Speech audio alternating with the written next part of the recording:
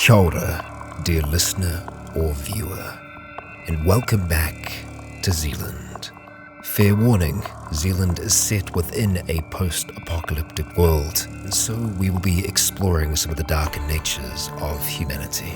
If you are squeamish or the idea unsettles you, please take your chance now to walk away. For now, we return to Zealand.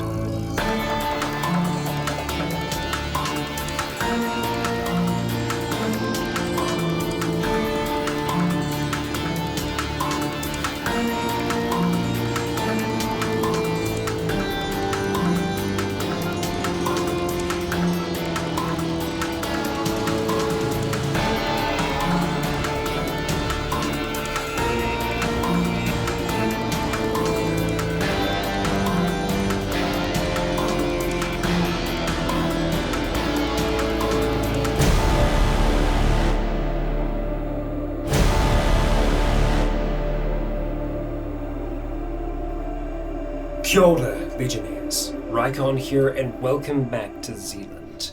Season 1 of Campaign 2. There we go, we got it right. Where we are without one survivor today. Yeah, he's but dead. there are, no. Sorry. Both Dan and Jack are fine. He's recovering from a plague currently. Hopefully not the plague. We're going to have him in quarantine just so that he is extra safe. I feel like Dan in game as well would be like, I feel like you should just chill for a while. You haven't gone outside, things haven't gone so well. Yeah, that's a good call, Dan. That's a good call. And so I'm going to hand things over to Skulk, and he's going to set our situation out for us. Right, so last session was very intense. Lots of things happened. Could not find the kids from the nomads, but did know where they went. Met with Jim Walker and his best man Doc, who takes care of their trading, and gave you a shopping list for Paradise. Then you found out that Skulk had left mysteriously in the night. Trying to track him down to Midawai and the Kingsman's boat. Wasn't on there as far as you could tell. And then when you got home, Avon came calling, looking for some grocery stores, and gave you a shopping list of what they want. A big long list of a lot of things to feed a boat. And then it was all up to Limbo to discuss what was a very momentous series of events. There's a boat that literally nobody knows how long it's been there. Could have been there for a month, could have been there for 10 years. We had contact with it way back in the day, right? 20 years ago. Yeah, 20 years ago. same frequency. Yeah. Could be the same people. Right. Could be So we the don't same- know if it's been there for 20 years or if it's just back now. And then Skulk managed to slip out without anyone noticing and closing door behind him. So nobody knows how many times he's been in and out or where he is now. All you know is he's not at Midawai, he's not with the Kingsmen, he's not on the boat. But the directors, main characters included, now have a discussion what to do. The boat wants some food, and that's an avenue to explore. But there is also, they're no risk to you, literally, they're no risk to you. They don't know where you are, they can't do anything to you. There is a potential risk. Skulk, the thought of the directors is that he's gone to the Unborn, and shenanigans may await. So early decisions are that Skulk is higher priority, mainly because he's a bigger immediate risk. A team will be put together of NPCs to go have a chat with Paradise with the very long shopping list, see what can be traded, what. But we need some capable people, at least 3 of them, to... What a coincidence! Look, we're the oldies. We're expendable. Yeah.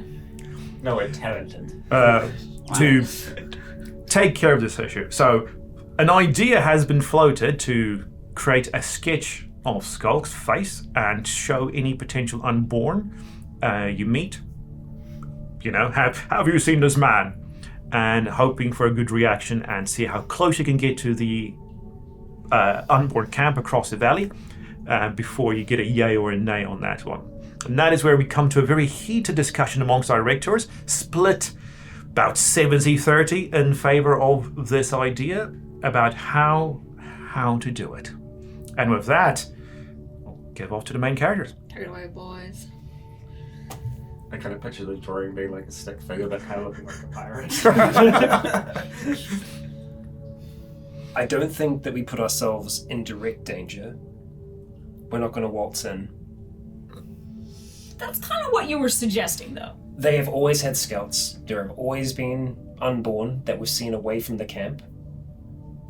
They are aware of us. If we go out with any kind of red marking on, I think we can maybe try to communicate. And all we need to see is a reaction. That's all we need to know to confirm. And then if we know that, then we know that he has been in contact with them, perhaps since he arrived. It is most likely. Which is at least a decade.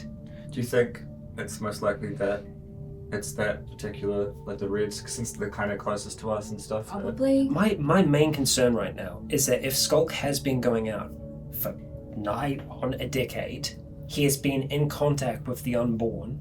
Not just the unborn, but they also have the weird, fleshy, spore-ridden creatures there as well. He's been putting everyone at risk. Precisely, which is understanding whether or not something has shifted here, something has changed. Because if he is somehow immune, then we need to understand that. If he is, then that's big, not just for us, but for everyone, everywhere. I think, yeah, it's hard to know. Skulk's hard to read, but Yeah. at the same time, it's like, yeah, was this something that he had already started before he joined us again? Or is it one of those things that he thought might be a good idea even before we started establishing a connection with them, and he kind of left it too late to talk about? Yeah. No, because he knew that, like, if he ever tried to talk to us about this, we would have been like, what the fuck, of course not. We cannot do that. But then again, we ended up doing that, kind of not by choice, you know. If he's been doing this for a decade, Yeah. and putting all of us and the children and the older people and just everyone here, this entire community, at risk, then there is a possibility that if he is immune, if he has if he's been infected, that it has changed his brain so he no longer has loyalty to us. I think understanding. humanity. I still think understanding that's important. The reason why he left was because you were talking about poisoning the Reds. That's highly likely, yeah. Yeah. I mean, no, legitimately, I think that is it. It was right after that conversation. He was there for it. That night, boom, gone. And if we go in there and pretend that everything is fine, like we weren't just talking about poisoning them, I think if he's had a decade to talk to them, even if they have a lower mental capacity, he will know how to talk to them properly. Far, far better than we could ever communicate to them. Which means then that we need to be prepared. Yes, but So, if they've pulled back from us. We noticed that when they were following us when we went to the Kings, but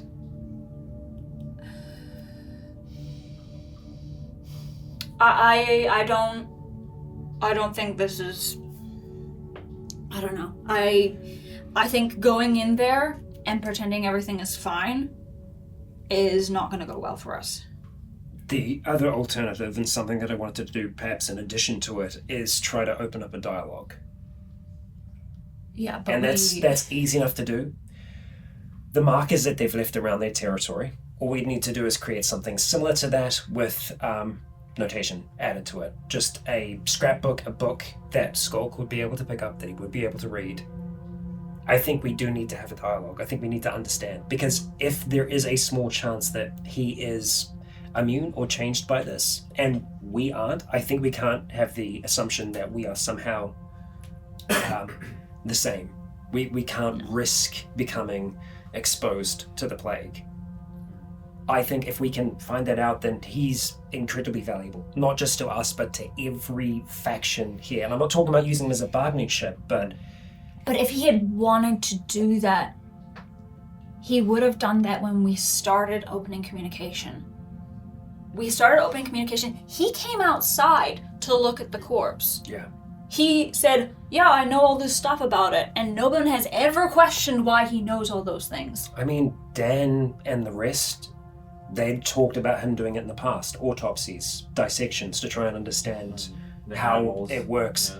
Before all of this, it's what he did. Yeah, Dan, as one of the directors, does pipe up and say that all did come from him, because it was all about things he said he's done before he arrived. Right. Like, quite literally, he's the only source of information. Clearly, I mean, it sounds obvious in a sense, but like he's the only source of information about his past. Yeah.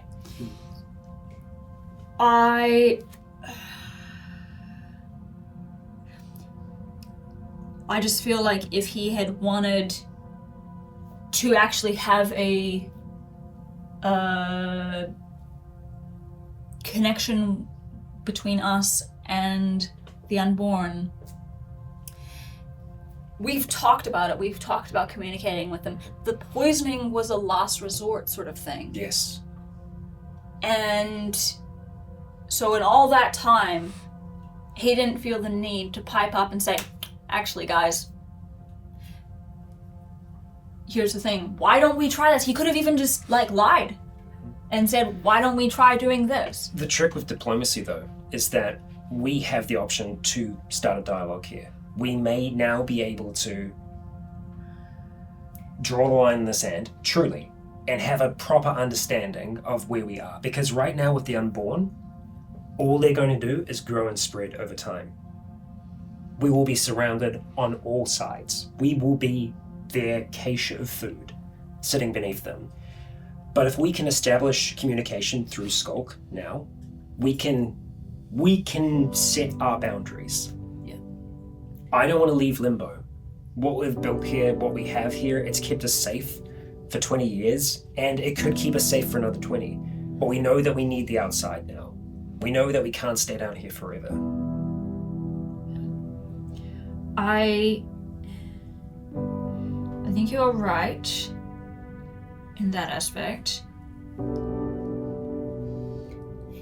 If we could leave a message for him, like you said, I would feel far more comfortable with that than us harassing this man. If we left a notebook or whatever, like you were saying, with his face on the cover, Yeah. then sure. And we just leave that, we put a little marker around it or something. But I don't think we should try and talk to them right now, because it is a very tenuous circumstance. There's no harm in trying this first approach. I think we do that. We wait. If we don't hear anything back, we need to get back in touch with Walker. Yeah. Because he has agreed that it's a problem and it's something that needs to be dealt with. I don't like the idea of working with him, but if we have to, if it can ensure that we are going to be able to continue living where we are. Because while we might want to be as cordial as possible with the unborn, They aren't us. well, even if they want to be, just their very nature kills us, twists us, makes them them. Yeah. And that doesn't work for us long term. Right, so summarize, you want to leave a message. What sort of Like message? a box or something with His face on his it. face on And it. in the box. Maybe yes. in the box. was there did he leave anything behind? Like any little trinkets, things like that? I mean, he's been here for 10 years, so there's Yeah. lots of stuff Maybe in his some room. of his possessions but that he might It would have be like because one of it- the little scrimshawed bones, attaching that to it as well. Yeah. And then, the maybe message. just some things that would be maybe associated Yeah. with him. 'Cause he that. Not quite- like, here's your stuff, don't come home Yeah. here. Yeah, it's got a box in it It's saying, like a visual kind of signifier. your department is being downsized. But he's like, everything he's had is still in Limbo. He quite literally just left with Yeah. the clothes on his back. Yeah, But exactly. what's the message? What's the Which message? I think that the thing is that he might look at returning as well, because we don't know if he is aware that we have discovered that he has been going out. It's I think been it's- over a day. It's been Yeah. like 2 days, yeah. So I think there would be an invitation to converse, Parlay. and that your entry and exit is no longer safe. If you want to communicate with us, we can do so through the front entrance. And maybe we don't want to have any trouble, like something along those lines of like, we would like to keep this peaceful. Yeah, and I don't know if I want to put it in writing to say, just like Walker, we want to have a last resort for everyone. I don't want that to be. That sounds like he a could- threat. Yeah. He could actually fine. Well, that's the thing. It's like with the poisoning was a last resort. Like if it came to it, so that we're not stuck in the ground without a plan. But yeah, it would effectively been the discussion that we had was about last resorts, and I don't want things to come to that. I think that we can communicate, and we want to understand your position on this. Y'all are lucky I have a good memory for faces and shit sometimes. Well, I mean, even just like we're all caricatures at the Yeah. moment, you know. So how long do Like, you did want to? the weird bone go on this side or this side? So how long do you want to wait before going to Walker? I think we want to give it at least a day or two, and we can, wait to hear back from the caravan that went up to Paradise as well, whether or not they've been successful with some of the things that they've sent up that way to trade. Okay. What do we, on a secondary note, what? That's obviously not as like a. It's not like an initial problem right now, but like the boat situation with the list. Do we think that we should like just ignore that? Like we don't really have those access to that many amount of resources and things like that. Well, no, that's, they're that's getting what the they're stuff getting from right now. Paradise. Yeah, because okay. Well, Yeah. at the moment they're getting the stuff from Walker first because it's more manageable. The boats ask for quite literally a couple of tons of stuff. Yeah. Where like Kingsland is far more manageable, and like things like the group will find out what Paradise would want for a literal metric 2 tons of fruits and veggies. I think But The boat is testing us. Yeah. They don't actually, maybe they don't actually want that much food and stuff because, God, that's a lot of perishable food. Well, it But- could also mean that There's like, what if can that you was the give amount us? that they were having before, that food was coming to the kings through other means than the nomads that we know. Could almost be as well just like a kind of veiled threat, or just try to like kind of like show power, like it That's could how many it people could be a we lie. have. Yeah, it could be a complete lie, like to kind of, but at the same time, if they're running an operation that big and have a boat like Yeah. that's probably true.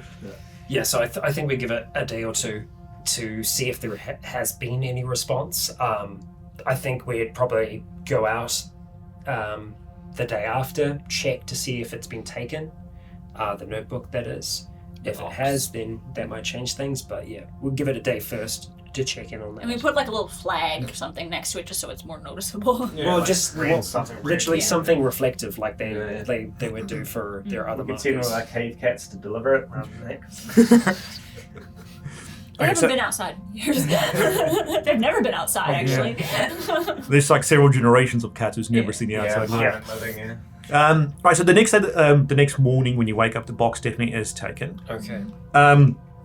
And that evening, the caravan comes back with enough stuff for Kingsland, and you've gotten a nominal agreement from Paradise to trade with things because they clearly need stuff from Walker. Yeah. Even though they don't like Walker and Walker doesn't like them, they need stuff. And with the nomads no longer being able to be the conduit and between the valley, someone is needed. So they're happy New to nomads. yeah, so they're happy for you to pick up at least that little route, and they said they'll keep trying with Silverdale to see if anything can be done, if there's another group of nomads, or if the kids want to pick up where their parents left off, because Paris doesn't have everything. They said they've got a lot of grains and things, but a lot of the, I want to say exotic fruits, the non-citrus fruits, they don't have. So they got citrus for themselves because nobody wants scurvy, but everything else, your peaches and your apples and things, they literally don't have it. So that was nomad business. So they put a bit more lemons and more oranges in for Walker. But so they're happy to supply. They quite really don't have enough for the boat. They can give you maybe like 100 kgs of lemons at best, but they would want a lot in return from Walker for that.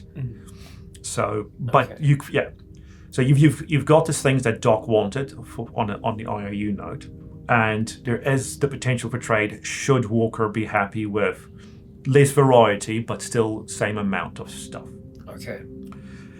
2 days pass, however, and while the box has been taken, no response. And one thing that you do note is that whomever's at Periscope has not seen any activity near your area, because there's always been like at night a couple of unborn walking around, just chilling, just strolling. As there's no one on your hill of the valley for the past 2 nights. Moved on.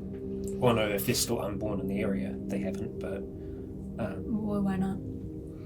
well, because unborn generally we've seen they don't roam by themselves. They stay in groups and tribes. What I mean is they might have left The whole tribe. the whole tribe. Oh no, the lights are still on across the hill. Yeah, I was saying we were still okay. seeing like unborn. Right, sorry, I Yeah. thought you were seeing no. Oh no, just on your side of the valley. That side still the same as always. Cave cats acting up today. Yeah. But on your side, when they would just the human unborn. They're I mean, you staying still away from the general area. yeah, they're staying on their side of the valley. Which is great, but also Yeah. Okay. I think that Silverdale is also a priority as well. So it was about the kids, right? Yeah, and that arm of the trade. That is something that we can look into ourselves as well. We're some of the most experienced scouts out of our whole group. I feel anxious about not being here. We also have Walker as well. We can go to Walker with the current trade goods, or the caravan that was put together to go to Paradise. They could continue on. Nick led that caravan, so he's happy Right. to go to Walker. Maybe that would be a good idea. I would try and give Nick as much of a lowdown as I could into Walker, and that, when you're there, you shouldn't have to deal with him. Doc is the person that you're looking for. Give him a description of Doc, and that the people there should be able to take you to him. Jake said he'll go along as well. Okay.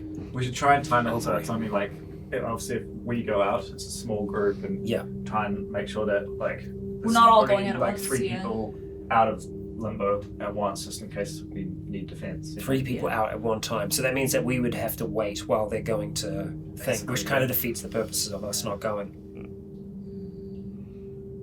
We still have a lot of people back here. We still have our main firearms back here as well. We're not bringing weapons out with us. Verdant has his rifle here as well. He's also got explosives. Jack, and Arthur. Yeah. Arthur. More than happy to arm up and sit and wait, and 2 of them in the front entrance, 2 of them in the back entrance. Okay, I'll leave my rifle with them too and just take my bow out. And then just keep all the main fire. And I think just show of power, I guess. I think just to reconfirm it, with the fact that Skulk hasn't returned, we would want to make sure that the back is as sealed as it possibly can be. So just chipping away some more stone to make sure that it's really difficult. Yeah, without really trying to open it from the outside, you're fairly confident it can't be opened without a lot of effort. Yeah, and we would probably hear if there's going to be... I mean, it'll take excavation. Yeah, it'll be proper excavating to get that thing. I mean, if they put a pack of unborn dogs at it all night, they're going to get in. But you'd hear a pack of unborn dogs clawing their way in. And then V's like, my time has come! Dynamite! And he is actually keen on that, and the directors are tentatively approving for if something happens, collapse the tunnel. Yeah. Like blow up that tunnel. Yes. Yeah. It should be far enough away from the main caverns that it shouldn't cause a cave-in cascade. That's a project he'll enjoy. But it is more of this quite literally if there's a pack of dogs coming in and everyone's overrun, blow it up and run away. I would also want to discuss the possibility of doing it at the front entrance as well, because we do still have the excavator down here. If we were in the worst case scenario, we could potentially dig ourselves out after a while, but if we got into a potential siege situation, we can lock ourselves down, we can survive for a decent while. So there would be the talk of trying to set up a situation in which we might be able to blow the campaign. If we're just inside all the time, no one's going to be interested. Time skip. Yeah, exactly. 50 years past. Exactly. It also terrifies me, the aspect, like, even just when talking about collapsing the other tunnel, just having even one entry next to it was scary to me, because then if, like, somehow they, I don't know, like, get something through the periscope or whatever. Well, that's the other people out. I know, I was going to say, I don't want to give ideas, but Storm knows where our events are, and he can't smoke us out. Exactly, that's why. I think having a... I think we need the front and center. But also, another point that I was going to bring up is that I'd want at least 2 of the rangers in the cave to do further exploration into the deep caves. Find another exit. Yeah, to effectively map them out further. We've been mapping them out for years, but there's still so much of the caverns that are completely unknown, and a lot of it's like tight squeezes, or there's portions that are slightly underwater. Them, maybe. Well, and that's why they also go out in pairs, so that if anyone does get stuck or someone gets in trouble, the other person can get out to go and get help. Yeah, nobody wants a nutty putty situation. No, 100%. Yeah, so duos as much as possible, and no one squeeze. Let's stop talking about caving. Yeah.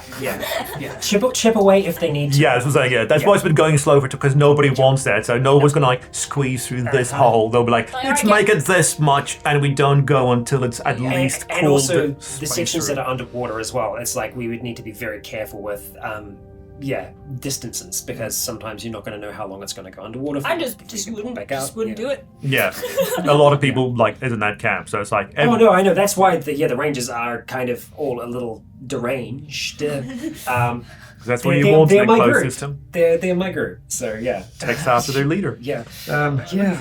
All right, so they'll stay inside, and the plan is once Jake, Nick, and one other person. Nominate NPC heads out with stuff to Kingsland. You'll head out up north, looking for Silverdale. Yeah. You have to pack well, because that's going to be at least a couple of days. It's going to be a decent trip. Did we? Did we want to find some way to get out to the boat? If we needed to, because honestly. Okay, yeah, they might shoot us in the water, but if everything goes to shit on land, maybe being at sea would be better. It's not a bad choice, but it's just more people out. Yeah. I feel like this is something that we can. Yeah. If we can get this thing reestablished, then control. Yeah, we can also. We can barter. We can have diplomacy with the kings. There is a chance that we could also get onto their boat. If we have the goods, if we can offer them a sweet enough deal, then we can get a passage. Because that's only one of 2 boats you know of. The other one being Paradise's little rubber ducky, but that is only like a 4-person seater. And plus the King's boat we know has successfully made it out to the other boat multiple times, and that it's fast enough to outrun most of the things. That's the thing. If there's like an unborn orca in there, you doubt the little rubber ducky is going to have enough speed to take I mean, it. like, even if we found a sailboat, like, it depends on wind and all that. Yeah, and if they've learned how the orcas have in our current timeline, they're going to take out the rudder, which I was just just to be honest. So staying up to date characters. What I would want to try and do as part of the preparation to leave is try to see if we have even a small supply of blue paint or blue pigment that we would be able to. No, because we did. I know we don't have blue because we did run through a few episodes ago what paints we got. Yes, and I think we have orange. Yeah. Because we didn't have red or yellow. Yeah. Because of the reds and the yellows. We had oranges and things, Yeah. but no blue. Blue, shoot. Because obviously the trade caravan was being led by someone that was dressed as they were cosplaying an Unborn. Yeah, because the blue tusks are north of Paradise. And we have never dealt with them before. Do we have? Sorry, I'm going through my knowledge of natural dyes in my brain.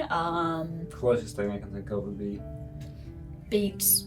No, that's more red. That's- Still, it's yeah, more purple. Red and purple. Flower, you could get green like a flowers deep root from some mushrooms. and flowers. I mean, like this. I mean, If it's not the right time of year, I wouldn't.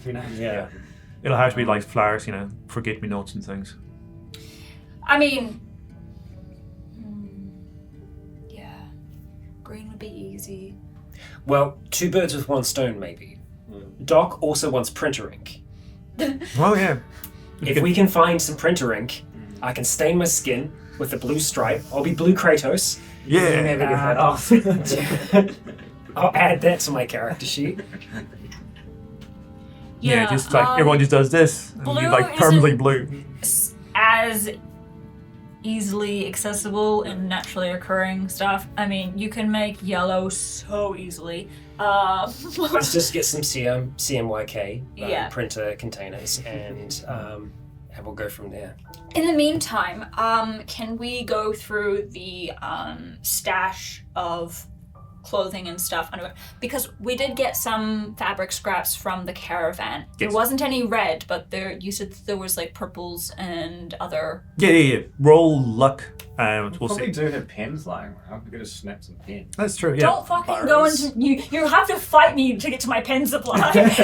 Find an go look for a stationary warehouse. Oh my It's god, like that's older- a 1. But it's not. Is it a 1-1? That's a That's 1-1. 0, 0, and a 1. Okay, you've got a minimal amount of blue fabric. Okay. We can at least make. Yeah, for like armbands and things. Man. Yeah. They Yep. gave you like one big scarf that was blue. Okay. Cool, and then I'll just That's snip it up. that is something. Make headbands. But seriously, finding a stash of big pens would be amazing because you can then just There like was something empty that, them. that I'm gonna keep that in mind. when we did the the first boat, the one that got stripped down. Yes. Where you got your guitar Yeah. and shit. That was one of the things on my list was give me as many fucking pens as you can because we're gonna need them. Yeah. But It has been 20 We years. have of gone Yeah, through yeah. most Yeah. of the pen supply. Imagine how much cave art's in that cave. I mean, So well, much, we so painted much. most of Yeah. the front. Cool, Yeah, thinking about it. yeah. We had 20 years to there's lots of murals. Paint and artist, shit. Yeah. yeah.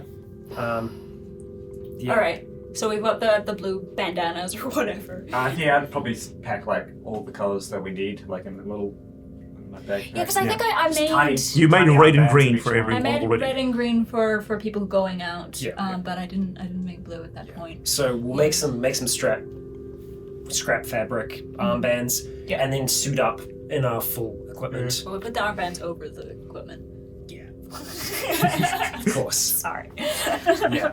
And make sure that we've got enough food for the journey. Was there anything on the ledger about what was going north to Silverdale, what they might be expecting in the way of trade? So north to beyond Silverdale Yeah. was things from Paradise because it would be the last stop, so the Yeah. grains and citrus. Okay. But also Kingsland has the monopoly on stuff. They like literally spare parts for anything you can think of, and like they say the modern home. So all those little conveniences things, spare table legs, cushions, pillows. Yeah. Like they've got pretty much the last supply of unburst light bulbs. You know, so all of these things that we take for granted, little things, even just filaments, screwdrivers, crap. They've just got that. So Kingsland is the power player of stuff. This is like Right. So any of these like Bunnings yeah. and all that. So yeah, like a Bunnings type. They are Bunnings. It's hardware, and, homeware, everything all in one. yeah. So mix up Bunnings and Bed Bath and Beyond. Farmers. That's what they sort of specialize in because they know that everyone's stuff eventually breaks down. So they're the ones who can like supply little spare parts, screws and nails and nuts and bolts. That is something that we might need or want for ourselves is things like replacement filters and stuff for underground if we do have to stay under here any longer. That might be something that we should look into. But yeah. Because Kingsland, at least on this side, on the west coast, it's Kingsland and then it's Auckland City, which is now the wasteland, and then it's beyond that. And yeah, Kingsland goes as far as they can, close to where the nuke drop, but that's about it.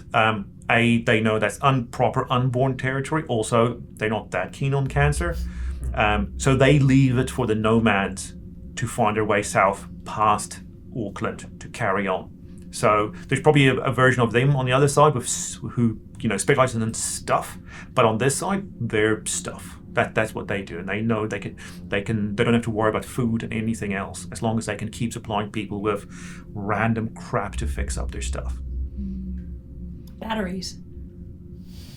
Things like that. Only the last thing before us heading out is that I want to make sure that someone is monitoring as best as possible our air quality and our main vent as well. Verdant will do that because with his chemistry kits and stuff. Yeah, effectively testing the filters to see if there are any abnormalities, because we don't want to be poisoned. Well, I've put chemical warfare on the table, so it just, Well, it was like minimal chemical warfare, to be honest. Well, it wasn't so much chemical as it was, nuclear. We were just gonna slowly poison them. Quite literally put the nuclear option on the table. Yeah. Okay. So you head off at your normal couple of hours past dawn. Yep. It is getting a bit later in the day for a couple of hours past dawn, as it's now getting onto fall, or autumn, as we say. Yes. And it's not Queen's English anymore, the King's English. Yeah. No, he didn't. Yeah, that's true. He didn't get coronated in Zealand. They all dead. Definitely. Still the Queen's English. Zombie Elizabeth is still in Buckingham Palace running around. Still wearing crown jewels. Yeah. She is now just vented and everything. Yeah. On the throne. Oh boy. Oh. Yeah. Stop talking about That actually would be amazing to see. She's on the throne with all the vents coming out of her. Just 20 generations of unborn corgis running around. Zealand, fan up, please. God. It needs to happen. Right, so it's getting on to autumn, getting on to fall. So it is, it's getting a bit chilly. Yeah. And of course, sunrise is a bit later. So you've got less daylight to play around with, and this is definitely going to be a 2-day trip. Yeah. It's not quite a day to get to Paradise, but you'll be there well after lunchtime. You can't return back. Yeah. And we'll be able to stay at Paradise? If you find someone.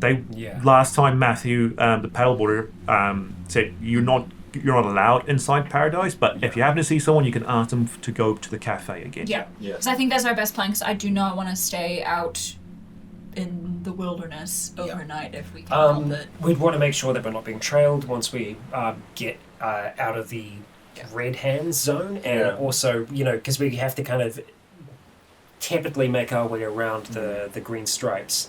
I think if it is autumn as well, I probably would have taken some other little satchels or containers, just because there'd be a lot of food to forage, because it's mushroom season and stuff like that. So we might be able to find some wild corn or something. Probably, the onion weeds, woody mushrooms, everything, just be it's the best time foraging. So, but maybe I will kind of stay in sight but a little bit behind to make sure I'm not being tracked as well at the same time. As I'm going foraging with you guys, I'll be trying to hide our trail a little bit. For the first trip until I stop you guys, roll investigate plus 20. Investigate plus 20. 60. 40. 49. Fantastic. Nice. Luck plus 40. Ooh, luck plus 40. Luck plus 40. Luck plus 40, so 80. 16. 16. Not bad. So, okay. Because I'll stop you once you get to across the hill just where you left the message at the big tree, north. Okay. From there, you don't find too much things to forage, but you do find enough of more weedy things on this side, because it's the coastal side of the hill. So there's at least some things, if anything ever happens, that you can just trek through this hill, because you're just doing it on the road. You're not literally spending the whole day looking. But you get a fair amount. You get, they say about, 2 food units of onion weeds and things for you. Yeah, so if you want to note that down. So as soon as you cross the hill, so you're beyond where the attack on the nomads happened, you're beyond where the truck, and you can still see the truck, where it fell over. Are there children playing on it? No, so everything that you couldn't have gotten is now gone. Yeah. Even The cart? the carts themselves are gone. You don't know who took them, why, what, but they're gone. You can also see, looking through the binoculars at the truck, the wheels have been stripped off, and the glass that have all been gone. You know, a lot of it was broken because the thing crashed, but you can't see any reflection where the glass should be. Even the wing mirrors and all the lights have been taken off. All the shiny bits. Not all the shiny, like the whole And the under hubcaps chassis. gone as well? Yes, the whole wheels have been taken. Tires, hubcaps, all of them have been stripped. Good for a rover thing. Well, I was wanting engine parts and whatnot as well. Well, I mean, the engine might still be in there, but we'll stay the course for now. The other thing you notice, on the opposite side, where the hill meets the forest, you do see two figures on like the slope of the hill. They're within the shadows of the forest, since the sun's on their backs, so they've got a bit of shade to play around with. Clearly unborn, dressed in brown and red rags. You do notice that both of them are carrying bows. Bows. They seem very casual with the bows. It's not like they've got them drawn and pointed, but they are holding on to bows. You can't see any quivers. This is 100%. Like, but they haven't done this by themselves. But they're not doing. But that's it. They're just standing there, but they are distinctly looking at you. Red as well. Yeah, they are red. we've now. got our red bands on, but Okay. Yeah. Not sponsored. But But please do sponsor us, Coach. I think it's 100% confirmed that he's not on our side. well, that he's been helping them. I mean, already looking at us, do we just ignore it? Or? We keep going, but Just keep going. they've got bows, they've got technology. Yeah. Yeah, that was fucked. They took firearms as well from the kings. True. So he obviously doesn't want peace with us. This is peace right now. This isn't war. Not yet. Not yet. And that's the thing, that might be sustainable. But like I said, long term, I don't think any kind of coexistence is sustainable. Not while they continue to grow the way that they do. Yeah. It's hard to picture his end game, you know, like he's always been very solely about survival. As this kind of another tangent off that. Yeah, I mean, well, we talked about it briefly. It still is survival in a way. Yeah, they're still humans, but they're just not. He's just decided to jump ship. Manipulate them on Jump ship to the next evolution. Yeah. Because they have a better chance of survival than we do. Yeah, probably that kind of you can't beat them doing kind of perspective. What a lovely day for a walk. It's wave at them. Yep. Okay. Do you want to head straight, let's say, to Paradise, or do you want to make any distinct stop at Hobsonville? Helensville? What's it called? Helensville, I think it was. Helensville. Do you want to make a stop at Helensville, or are you just going to go straight past to where you saw Matthew on the boat, paddleboard? I think we go. Helensville was Green Stripe territory, right? Yes, that's where you heard the big screams and everything coming. Nope, we will go around that. If we're going to try and search for office supplies anywhere, it's going to be But when we do get outside of territories. when we do get into Blue Tusks. whenever we get close to any of the territories, change out the bands kind of Swap thing. out. Yeah. Right. Oh, especially the green stripes, kind of like a monster energy. Yeah. Yeah. Yeah, no, they are. Definitely monster energy. Insane clown posse. Yeah. You've got your little talisman Yeah, little new metal. that you click on, which is like a Monster Energy keychain from like years ago. Real bad, like snapback hat. Yeah. Put it over your helmet. They're like, our god! The prophet has returned. Yeah, exactly. Not sponsored. Yeah, But please do sponsor. Not the Coca-Cola product, I'm pretty sure. Yeah. If Coke sponsor us, the Red Hands will win. Yeah, so we try and seek out the mint first of all. Oh, you would go all the way there because like where you head, getting onto like the inlet. Yes. Closer to where you are than okay, going because the mint was inside the forest. Yeah. Going on to Silverdale. I think we'll try the inlet first because there's pretty good visibility there. Yeah, it means that we'll have to be in kind of bushy areas, but Yeah. everyone stay Okay. Quiet. sharp. So who between you two has got the best perception? I've got a 46. I've got 40, so Okay. there you go. So perception, stealth, and investigate, please. Oh, there we go. The specialities. Wait, all those are... No, sorry. Yeah, Yeah. investigate for And you. then we get a 10 for each, 10. and 20 for you. Plus 20. That's a 72 pass. wow. Okay. Just For my stuff. where'd it go? I got 48 pass. Okay, luck plus These are 40. lucky. Yeah. Okay. Yeah. Luck plus 40. This is plastic. Do the chair. Yeah. No way, I couldn't see. What was that? Luck plus 40. Yeah. Okay, Okay, come on. this will be pass, surely. No, it's... Oh, yeah, no, it is. Yeah, 6. Sick. Okay, Okay. So are you looking for forage in like the green area? Not a lot to be found. Like you find the occasional mushroom that you believe is edible, Yeah. but nothing really to like other than just to keep you going on the trip. Yeah. Nothing that you can actually take back home. Yeah, well, it's always good, like, it'll be nice having, like, fresh stuff. Yeah. So at least like For lunch. yeah, Very well. at least you can eat that As long as instead they're of not the like, kind that get us tripping balls. No, Yeah. I know those types. I did find Yeah. That's just going in here. 34 This is for pass skill. Perception. Okay. on perception. So nobody notices your trip on the way north while you're creeping through the edge of the brush and the bush and while you're looking for things. You can, however, see what the greens are up to. Okay. Not a lot. It seems that they've all congregated inside Helensville village proper. Then we can go through there.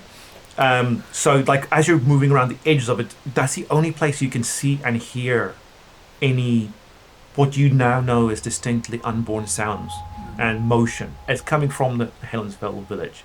You do know that that is where you saw one of the Reds dragging those barrels. You saw like the last you saw those barrels that one of the unborn red hands. That she was a little girl, little teenage girl, with a team of walkers dragging those barrels to the greens. But they disappeared there. Oh, that's I what have the Greens had to do a barbecue. No, I have. No, they're the I have a explosive theory. barrels. Oh, Yeah, they were that's right, explosive yeah. barrels. I have a theory. I think. So you remember what happened with Gorse with Mr. Yellow? He was taken in Yeah. the Reds. I think that the Reds are trying to take over the Greens, and so they can become one amalgamated tribe. Yeah, it's highly likely. Especially if, like, number-wise to what they think they need to do with the Kingsland people or whatever. Yeah. Okay. So you can suspect maybe they're playing With around with the bomb, but you know. With the binoculars, hasn't can been I set see off, any right? haze or anything? Yeah, sorry. Yes, you can see things, but there is no haze. Okay. So there's even without the binoculars, if there was a distinct yellow haze of spores, you can't. So it hasn't been triggered yet. No. Yeah. But something definitely is happening Yeah. inside Helensville. The noises that they're making, do they sound excited or are they just general like, well, you know? Definitely on the more optimistic side of things, but it isn't like there's a party going on. Okay. A commotion, but not a party. It's that sort of thing where it is just if you have like dozens of people in an enclosed area and they just happen to be very loud kids, that sort of noise. Like a play school, like driving past a play school at lunchtime. Yeah. That sort of noise. Gotcha. Okay. Well, good thing we didn't go through there. Yeah. Let's avoid that. Yeah. Definitely the right call. Right, so you go past the aerodrome, you get to the stream, it leads you all the way to the inlet. Do you just want to wait to see if someone from Paradise turns up, or do you want to notify them in some form or fashion? I think this would probably be a good opportunity to have a food break, and so we take off our respirators for a moment, have some lower Probably rations. 2 of us eat while one person keeps watch and then yeah. that person eats or whatever. And what we might try and do, because we're not going to know exactly where they are, if they could be in the region, probably just use a small piece of either. The mirror. Yeah. I'm just trying to think what we have that's reflective. I've got my knife. It's pretty. I have sharp I have a little reflective mirror from my plane crash days. Oh, okay. Which it was part of the emergency kit. Yeah. It's like a little signal. Okay. Little guy. I want to try and use that to try and catch the sun where I can, and just try and Morse code it. Well, yeah, it more just like let the area know that there is someone here. Well, not towards the greens. Not towards no. Out towards the inlet, effectively. Yeah. Okay. By the time you're almost finished with your lunch, you do hear a little engine coming off the to you from the water, and it doesn't take long for you to see the little yellow rubber ducky coming in from the cafe. So if you're looking north to your coming in from your left around the edge, and you do see it's Matthew. Okay. The middle-aged Southeast Asian gentleman Right. coming in, stopping not right next to you, but just maybe 20-30 meters off, dragging the thing onto shore, and then coming to say hello. He does clearly recognize you. He doesn't seem to be very anxious or wary. Very the same friendly chap that you saw last time. Okay. Afternoon. Hi. Hello. Glad to see our friends from the south again. Yes. Good to see you too. I trust that the trade went good the other day on your end. It sounded like it was good for us. It did. It was sad to hear about the nomads, but at least there is a connection back through to Walker. Hopefully that will be beneficial to all 3 of us. Yeah, exactly. We'll keep it running as long as we can. We have a little bit of information. The green stripes, just a little south of you. There's some activity going on there at the moment. He raises his eyebrow. There was a barrel, one of those barrels, like the one that one of your friends took Walker apart. uses. Yeah. Well, no. One of them managed to successfully Diffuse it up north. Right, yeah. Looks like the Reds dragged it up into the Greens' territory. They're going at it at the moment, so there could be a bit of a spread of infection. Just thought you should be aware of that. Thank you. We'll keep an eye out, see what happens. Yeah. Look, we're going to be trying to establish connection again with the northeast.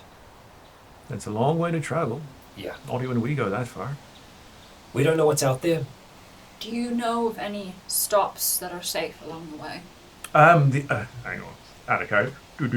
The only so he tells you the only place that they go where they do stop is what's it like? Kokapakapa. Cool.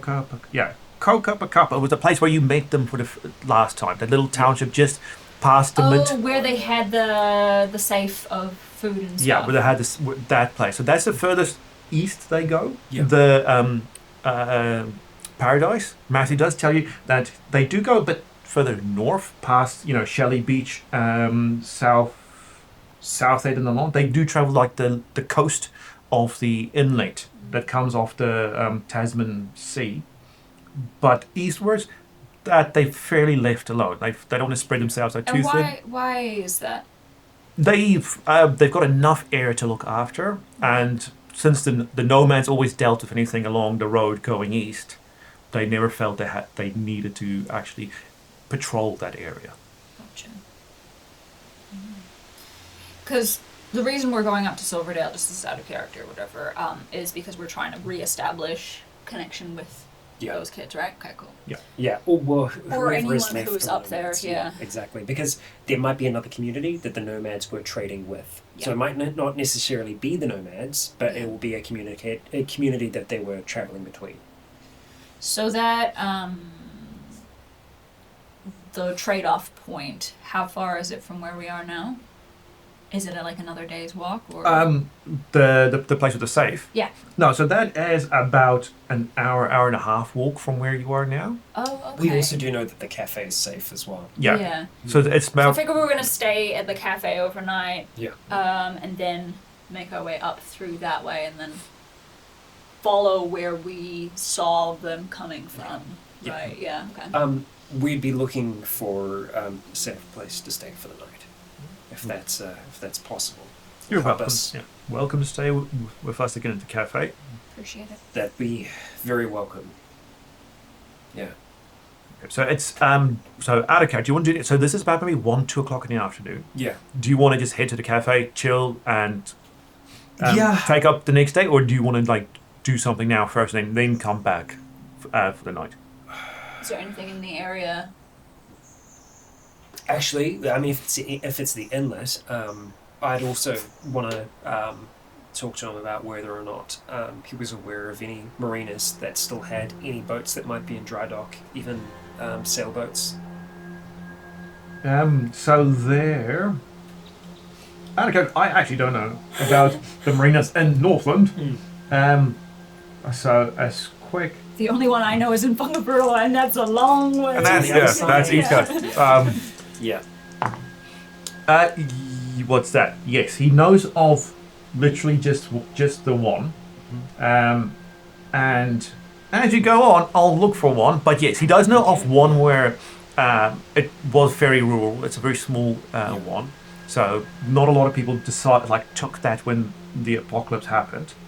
And so there is still a few ships of various quality, but it is. I mean, they've been sitting there for 20 years, so anything will need upkeep. Yeah, exactly. Yeah.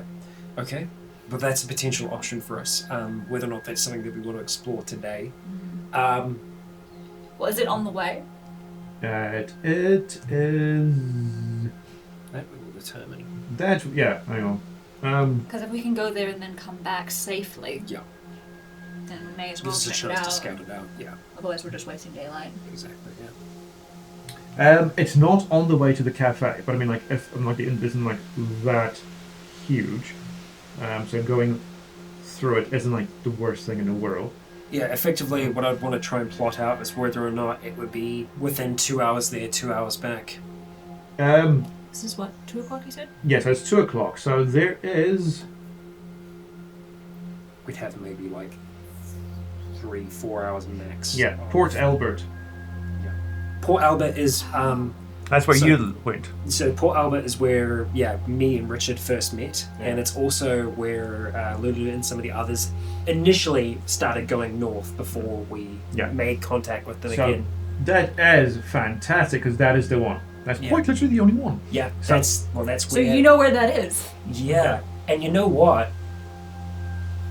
What, is your boat still No, there? no, my boat's gone. My boat's long gone at this point. But Richard, the boat that you were using, I mean, the thing is, it would be trashed because it was in the water, but there could be other things there still. So Yeah, I mean, it It's might be parts of it are usable. it's a shot. Also, though, there were, I lost my whole group there to. In the ranges, Yeah, I mean, it was close to. What? it is What did you lose him to? to Scurvy. Unborn. Okay. Yeah, and they were. I mean, those were early days. So we don't know if they're As still there. kids. Yeah. Yeah. Just don't know anything about the area now, I guess. I think everywhere's going to be dangerous no matter where we go, but It's just When we about got whether the we day, have it's the best chance. time Yeah. to get there. You can have a look and get back to the cafe Okay. because you'll be going on the water. Right. yeah, I'll plot it out and if we're able to, Yeah, what, can he just drive us up there? Yeah. Okay, cool. So Yeah, they don't we're like gonna walk. walking there. No, Okay. no. Yeah. He's he's happy to take it because Okay. that's one of the so Port Albert is about as far north as they go. Yeah. They don't actively patrol there, but they keep an eye out there because it is quite a deep inlet and into into the land, so that you can actually get quite close to Stead Highway 1. So that's as far north as they ever check. Fantastic. Well, we There's both like binoculars and shit. Community hall up on a hill up in Port Albert. One of my bands recorded there a long time ago. That has a perfect view of where we met, where those boats, where our boats were. So it could be a really good vantage point just to see what that whole area is going on in that area and stuff. Yeah. Just drive up the hill by the bay and then just sweet. Cool. Okay, so They kind of look a bit like a floating head. Yeah. Just a mouth there. yeah, so we'd want to boat out there and see what we can make of the place. See if anything remains. I can't remember. Do we have a map? We. I mean, you've got you've got the AA motoring map. Yeah. Right. But I mean, some of it is useful. Other things not so much. At least I can kind of plot generally where we are on it. Yeah. And Matthew knows the way as well. But you've also got the nomads map, but that doesn't go. I mean, that stops at Silverdale. No, it's more that I just want to if we do see any landmarks of any kind, just plot those out on the map. Or I've got my little sketchbook thing. So cool. Yep. Okay. So it takes you a few hours to get there. You go past Shelley Beach where the cafe is. You head across the big opening on the in the ocean where it goes out to Tasman Sea. Head around the Tapora Peninsula, and then goes into the estuary of Port Albert. It's fairly quiet. Matthew seems to know where to go. You never go more than 100 meters from the shoreline. He stays in the shallows the entire time. That's good because I would be pretty nervous on the water because the last time we were in this inlet properly, actually in Port Albert as well, was when I was dragged underwater when I was wearing that breastplate and my arm was damaged and I nearly drowned to death and you saved me. Yeah, so you also see that he's gunning it the whole time. Yeah. It's literally full speed ahead the whole time. He doesn't stop. He doesn't You guys keep a lookout in the surroundings. I'm going to keep a lookout on the shore with binoculars and see if I can see anything, any boats, any garages or whatever, dry dock sort of stuff. So on the water, you do see especially in the deeper waters, there is a fair amount of activity. A lot of it is fish. You can see even just fish near the surface. You do see more bigger things under the water. I'm gonna need a bigger boat. So, but as they get, as you perceive them to just notice a boat, it's already gone, and you expect that's probably why Matthew is just full throttling this thing. Yeah, that's fair. As soon as something sees you, you're already 100 meters gone. But you do see things starting to trail you, and then just going bugger it, and it's too hard basket of returning back to go hunt for some fish. Yeah, they don't have any got a low attention span. Very much so. So while you do seem to be attracting attention, you're just literally too quick. It's like being in a car. Yes, you're going to be attracting things, but it's fine. Cool. On land, you don't see anything.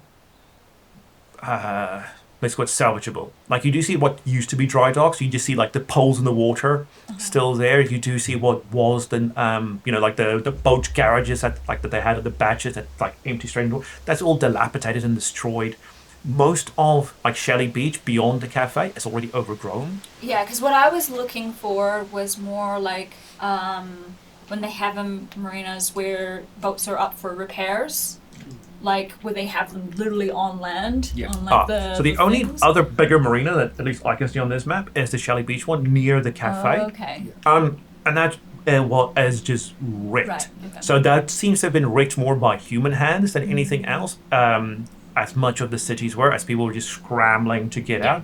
So everything in the water is just pieces, and as you quickly scoot past that, you can see under the water wreckages of boats that have sunk. Yeah. On land, because the cafe is near the marina, you can see just the destroyed hulls of various boats and yachts and things on land. So there was nothing at Port Albert that we could see. No, and if you ask Matthew, he would say that they've recovered as anything. Oh, not Port Albert, sorry, Shelley Beach. So I'm talking about Port Albert. Yeah. Oh, we're not there yet. Oh, okay. Sorry. I didn't realize we were still back. No, because there's only two real marinas I can see. Gotcha. The bigger one at Shelley Beach, and then a tiny one at Port Albert. Right. That's very small.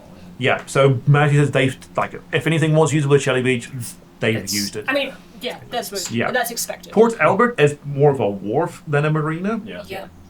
Well, I mean, that means less people will go there, maybe. Exactly. So it's on the estuary.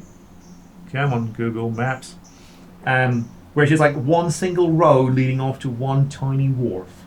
It is a very, very small area, small community. What you see there is on the wharf and on land, you do see 9 boats. Oh, no, not ships. Ships are huge. You see 9 boats. And I'll say eeny, meeny, miny, mo, roll luck. Okay. Plus 10 for your So perk. anybody what? No, that's, I was just picking on one of you Okay. to roll luck. I'm going to use the sigil here. Good. Okay, so It's plus 35. 35. Ah, Okay. nice, yeah. Yes, so that's going to Proximity. be 75. That's not I bad. need to beat. 21. 21. Right, you see, as you get close to Port Albert, Matthew pulls onto the opposite shore. You do see there's of the 9 vessels, either that's been pushed up onto the bank by the tides, or that was pulled up onto the wharf.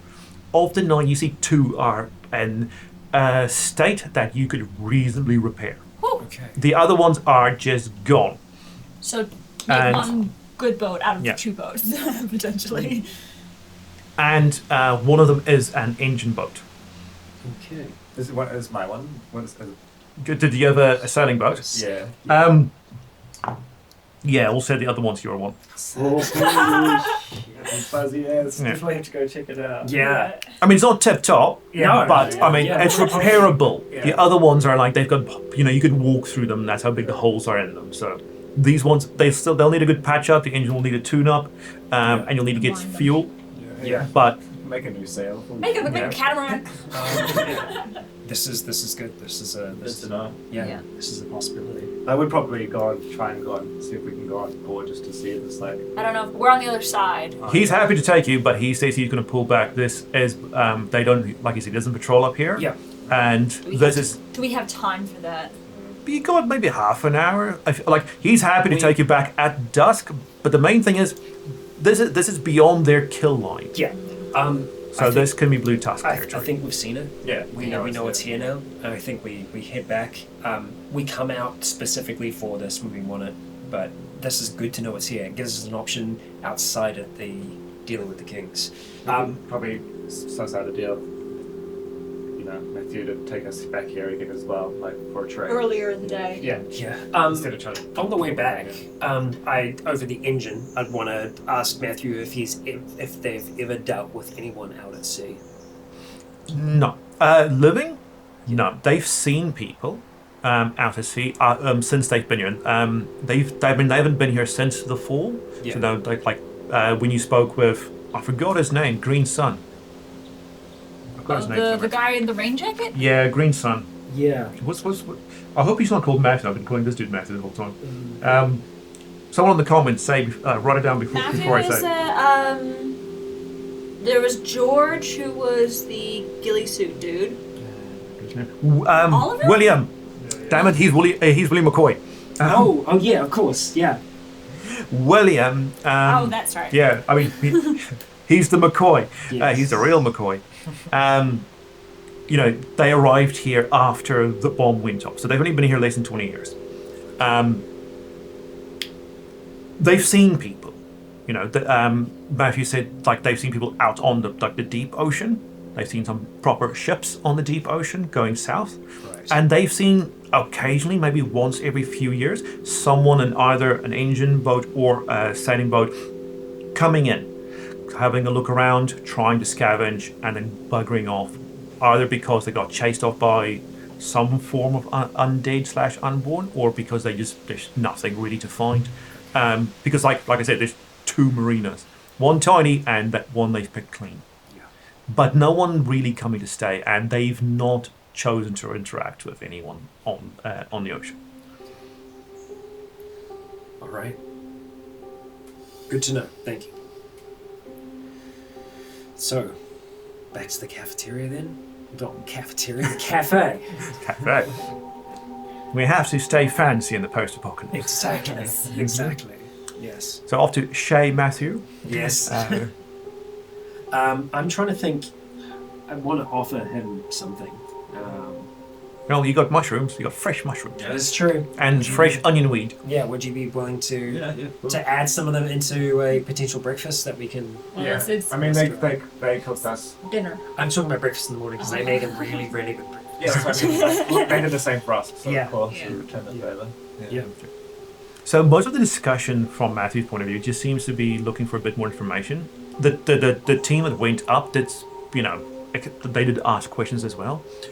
But what Matthew's more keen on is how's things south of you, more like the Kingsmen, anything else on the horizon. Because without the nomads were not Trade just information as well. yeah, I mean, they didn't really trade a lot of information. They had such a good rapport with Paradise that they were just a postman, really. They came to deliver news. So they would always know what was going on south of Auckland, as much as they cared. I mean, as much, it's interesting to know if something's going on in Waikato, but really, who cares? There's nothing going to fix it. But the nomads would tell them, hang on, this is happening, that's happening. This is something that might affect you. So I would like to pull Scott aside and just kind of give him a whisper or whatever, and say, do we want to tell him about the Reds having weapons? Yeah, I think that's worth it. We also did we heard from the Kingsland about, I'm pretty sure about someone that had come from the south. Yeah, I don't think he's probably alive. Yeah, anymore, they don't seem to. Oh, take time. the implication was that he was being questioned, but not that he was being yes. tortured. Yeah. Doc literally just said they're just getting information out of him. Yeah. So they've had people there, but we have seen the red palms, which are south of the green stripes, using weaponry. They have bows. Oh, that's a development. Yeah. Potentially guns. Oh, that's quite a development. Yeah. Yeah. They're Not great. I imagine that the truck has been relayed to them. The fact that it's been destroyed. Yeah. Yes, so what happened? Yeah, So that they know about the event, the attack. Yeah, we'd fill them in on the truck, and that there was another container, another barrel that was dragged up into the Green Stripes territory. Yeah. So they've taken the explosive off the one that they had, that the Kingsmen left near their door, and they've safely disposed of the contents of the barrels, and they've just dismantled the bomb. They can use it later. Okay. So hopefully, I mean, it was a pressure-sensitive thing. So hopefully the green stripes don't, explode a thing too close. Awful thud in the distance. Yeah. There you go. Hopefully it just doesn't happen too close, since they are fairly on their doorstep. When you've been outside a lot longer, and been out around here a lot longer than up this way than we have. Have you seen infighting between the tribes? No, inside the green stripes, yes. There's always there's always fights for dominance. But we keep, the blue tusks and the green stripes, as far as we know, have never met. We kill the blue stripes if they get too close, so there's never been any cross flow there. And we don't go further south than Helensville, so we don't know what's happening with the green stripes and the red palms. Right. We've seen integration of. There was a group of yellow circles, it was more west, I guess. South. Sorry, south, yeah. Them being brought into the red palms, and so maybe this is the red palms trying to extend their territory. I'm not sure. We're going to keep you in the loop. Yeah, we'll let you know if anything happens on this side. Yep. If there's any movement from the blue tusks, we might get more information about that now, because we're going to be heading in that way. Yeah. Is there anything you can tell us about them? They're not much different from the green stripes. We do know they extend east, north, and east, because we know the nomads come from Silverdale dressed in blue. Yeah. but they steered clear of of us for good reason. But we don't know how. We don't have blue paint, but we don't know how far southeast they extend, going down Silverdale. We never asked the nomads that, and they don't seem to have gone south from Silverdale. So they've gone from North Silverdale, then here. Yeah. So at least we know Silverdale and everything up north, as far as we can tell, is Blue Tusk territory. Yeah. Looking at the nomads' map, does it show where their trail goes to Silverdale, or is it just vague? No, so it says the map's a bit more zoomed out. So just like there's just a dot called Silverdale, and then that's at the top of the map, and then the line just goes up off the top of the map. The road that they came from when we met them at that meeting point, looking at the road map, what does that road connect up to? So that road we can take their same trail. Yeah. Yeah. So you can. I feel would be better. Yeah. So you can take that same one from. Oops, no, I'm a bit too far north. From Post-Apoc all the way down to Silverdale, and it just hits a T intersection going down to Dairy Flats. Otherwise, that thing goes straight into. So it is just like a main road. Yeah, it goes straight into like what's the thing called? It's all that onion weed. I know. Or another type of weed. The Discovery Highway. Gotcha. That goes straight through Silverdale down to Red Beach and Ottawa. Yeah. Yeah. Okay, I know where that is vaguely. All right. The big pack and save at Silverdale. Yeah. It runs straight in there. I know where that is. Yeah. Yeah. Okay. Just because, if we can retrace their steps, then hopefully I think that'll be a little bit safer, maybe. Well, we saw them from a distance when we first saw them. Yeah, you saw them on the road. It's the same road. Yeah, I know. I wanted to know if that road bridged off or anything, so we. Until you get to make the sure T that intersection we're- in Dairy Flats. Yeah. Um, Make sure that we're going the right direction. Yeah. Don't worry, we won't get lost. It's more. If that road seems to be safe-ish, seemed to be safe-ish for them. So. Yeah. We're not full blue. Yep. But. Yeah. So, back to the cafe then. You are We're in in the cafe. We're in the cafe. Already drinking tea at the cafe. Right, so next morning then, after a hearty breakfast of rice, eggs, and onion weed and mushrooms. Toss in the mushrooms, thanks. You've had enough of that. I don't know. I don't like them on a good day. These are outside ones. These ones weren't grown from human beings. No, I abstain from the human mushrooms. Yeah, they taste less meaty, these ones. Yeah. I have mushroom inverse. Right, so you head back down to the inlet with Matthew. He says his goodbye. He does give you a frequency for a walkie, saying that if you because you've spoken about the boat and you've spoken about your intention to return to get the boat. That would be a good. So he does say, if you're at the shore, this is a frequency you can use.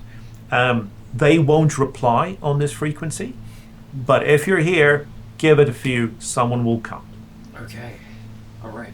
Good to know. But he does say, you won't ever hear anyone on this, just in case someone kills you and takes his frequency. Sure. We'll make our intentions known as well. Yeah. And they'll make sure they can see who you are well before they come. Yeah. And I actually, just now I would just establish that if we are here to work on the boat, we'll give you 4 clicks, and when we leave, we'll give you 3 clicks. That way, you know when we're here and when we're gone. Okay. Yeah. Sounds good. Okay. All right. Okay, so you set off Yes. for what is going to be a fairly long trip. This is going to take you a while. Yeah. How long? This is going to take you, what's it about? A good 20 Ks? Yeah. Trip. So that's what, 5 hours walking with breaks. They say 6 hours. So this is going to be like not the whole day, but most of the day to get to Silverdale. Yep. We'd set As off. long as we can find somewhere to stay. Yeah, we'd set off as early as we can, and I think the thing is, we've got the rest of the day ahead of us, but when it gets to the point where we're maybe an hour or 2 away from sunset, we would find shelter, irrespective of whether or not we've found another community. Yes. But preferably actual shelter rather than out in the. Well, that's what I mean.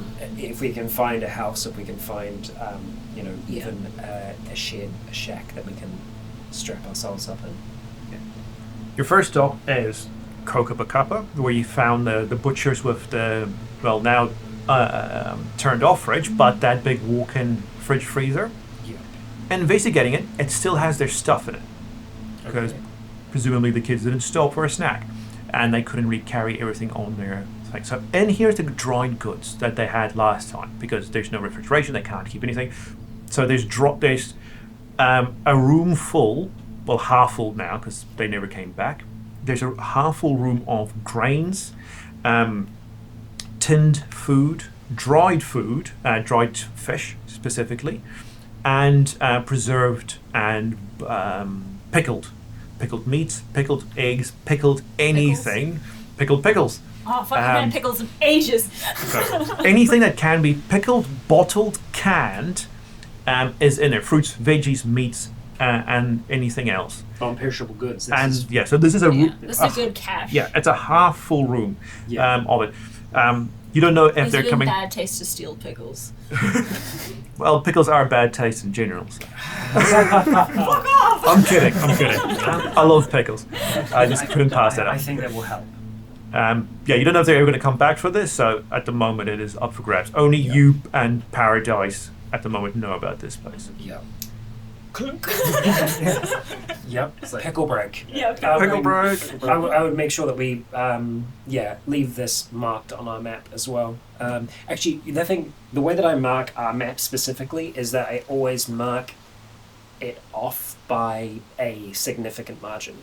I'm aware of what that margin is. So you're always 2 centimeters. Everything's 2 centimeters to the right. Everything is further away from where it's actually meant to be. Yeah. And this one is just a nice. And it's my thumbnail. So I take my thumbnail on the map and I'm like, okay, that's the distance it is, and I know that it's always going to be south. Make sure that you remember which way. Yeah. It's always south. It's always south. The actual location is always south of the tip of my thumbnail. So that way, if anyone ever finds my map or tries to extort information, it's going to be off by a little bit. Yeah. They'll probably figure it out eventually, but... Yeah. Slows them down a bit. Yeah. Yeah, means they're not going to find it right away. Right. Everything else at Post-Apoc is the same as you left it. You know this is the edge of where Paradise patrols for the Blues. Yeah. Mm-hmm. So you can't see any unborn around. It is also still daylight, but the air looks as deserted as you saw last time. I know it's been a while since they've been through. It's been about a week. Yeah. Has there been any rain in the meantime? Oh yes. It is New Zealand, so yes. Okay. So no tracks of any kind. That's fine. Cool. All right. Just head on. Okay. Now comes the big trick. We need bikes. We need bikes, like blue bands. little bicycles. Literally little bicycles. Yeah, well, we need mountain bicycles because of the terrain is rough. So overgrown. Yeah. The roads aren't roads anymore so much as they are less dense. Hey, maybe we can get mountain bikes when we go up to the stuff region. Right, so as before, stealth, perception, and investigate in turn. Yeah, if you want. I guess if you want to still look for stuff to eat, that's all. No. I think I might even re-roll this one. I don't know. I got a 1, which is a success, obviously, but it's a 1. It's a 1. It's still a success. Marginal, but success. I'm going to re-roll We'll sit with that. my one, because I rolled a 79. Oh.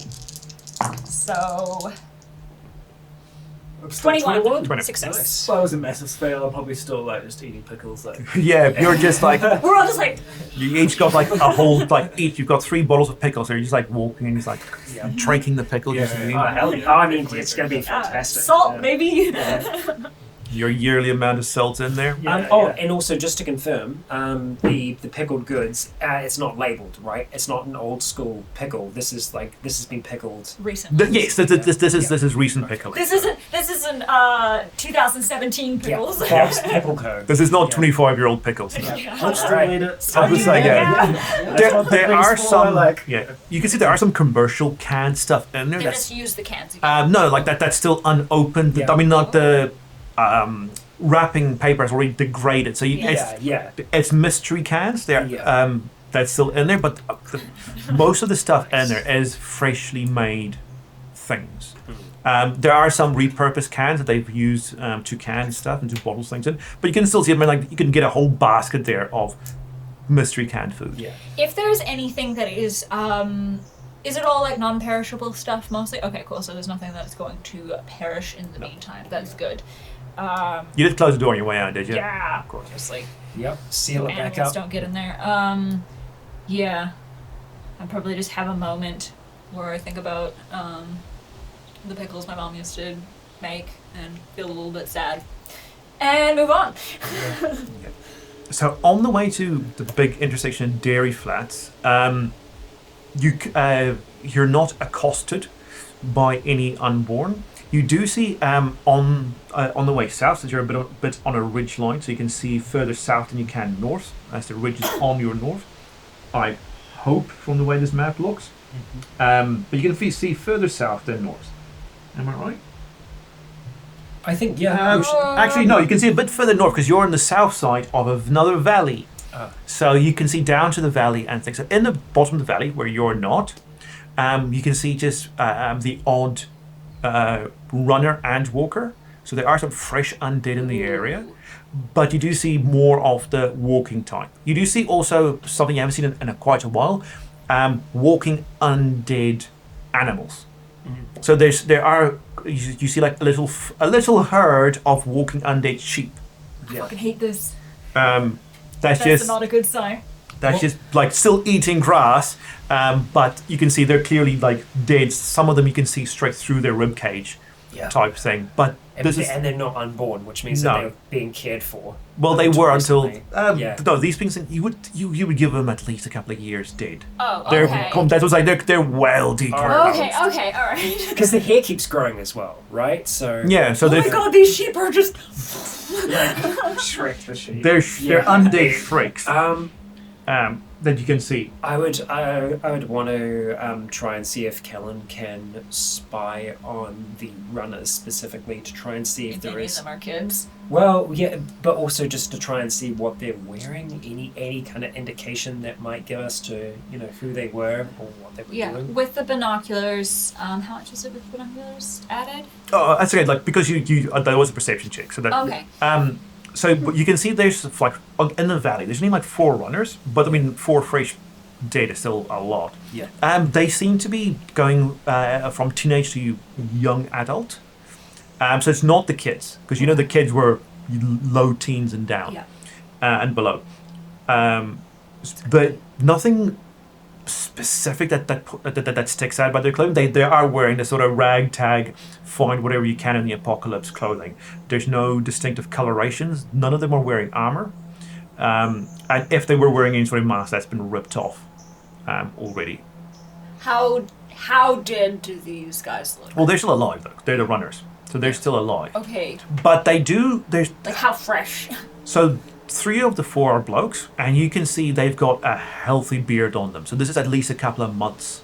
You would say maybe 4 or 5 months worth of growth on them, and they are all very malnourished as well. So they've been they turned a long time ago. So they don't look like Kingsmen because they're not wearing any jackets or anything. No. So they could just be random people. It could have been a small farming family that was still out here. Like you're saying, the sheep look like they've been that way for a while, but I mean the cow as well. There was a cow as well, and it's also walking and like years. We used to have a community up north, and there were people who stayed behind. You said there were sheep farmers. There were lots, and I'm sure that most of the sheep went to the Great Barrier. They did. All of them did. Yeah. Pretty much. but I wouldn't be surprised if there were groups like that still out there. Small families. Small families just doing what they can in the meantime, and eventually someone fucks up. Yeah. Okay. But I don't think they're Kingsmen. They don't look like nomads. No. Well, they're not. You don't. They don't look like nomads you've seen, who are all fairly colourful. When as soon as they when they stripped their blues and everything off, they looked fairly colourful. They looked they took well care of themselves. I mean, this has been maybe 4 or 5 months of rolling in the mud for these four. Difficult to tell. They just look like tradies. Yeah. Basically. Right. Yeah. I think they're just dudes, but we need to keep our distance. Yeah, I think the best thing that we can do here is try and stick to the high as much as we can. And eventually we're going to switch out to our blue sessions. Well, I presume you already did. Oh, we already did. Okay, Yeah. cool. No, we're well within that kind of zone. Yeah. We haven't seen any markers yet, though, have we? No. Yeah. I think we need to try and stay uphill as much as possible. Keep the high ground. If we do draw the attention of any of the runners, we need to. 4 is going to be difficult for us to deal with as we are. We would need space. We'd need environment. Yeah. To be on our side. So, what I want to do, just in the event of shit hitting the fan, are there any structures around here? Not here. So in this one, it's like the ruins of the occasional farm shack. But in the as looking east, you can see like the motorway. Yeah. Okay. And you can see you know that you lived around here. Yeah. You know you're getting close to Silverdale. Yeah. Okay. So that's probably where you see some get more. Okay. Do we have any sight on the motorway at all? From where you are now, yeah. So you can see on your map where the nice grassy avenue are on sort of splits in a Y. One goes down Dairy Flat straight ahead, where you can see in the distance the motorway keeps going on to Silverdale. I am imagining there might still be. Are there any abandoned vehicles that we can make out? On the roads. Yeah. Looking south towards Dairy Flat, you can see a few rusted hulks. Okay. Of a truck and a van. I mean, the building partially. So I think if we get their attention, they're going to be relentless. They're going to be on us until we're dead. So what we need to do is try and get to something that we can use to either block them off or to be able to slow them or split them.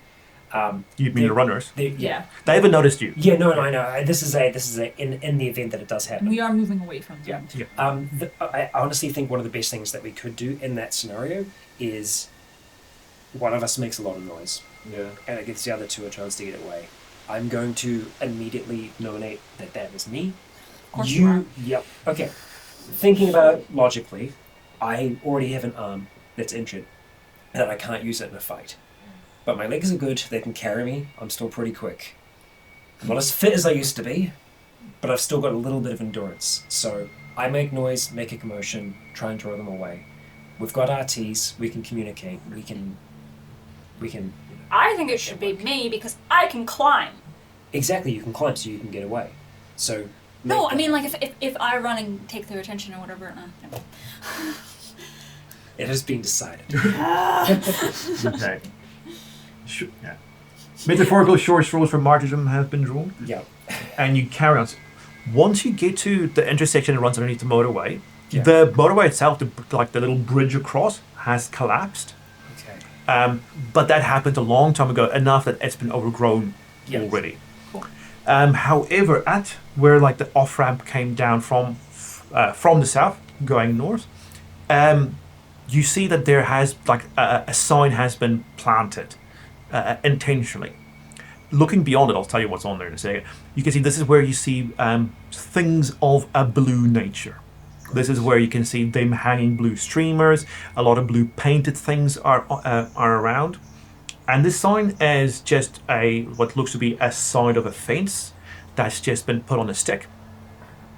And on it has been written in blue paint, "You're late. We're assuming the worst. Condolences." Come what? Condolences. Condolences. It's written on there. So that must Like, be we're assuming the worst. condolences. So that must be another community Yeah. waiting for the nomads. Yeah. Yep. One of the nomads himself. Can I just like take a There must have quick? been survivors, like, you know, the kids that went off, they knew there was some more of them, so. Maybe, but looking around the area, so you said that you can see blue stuff in the distance. Yeah.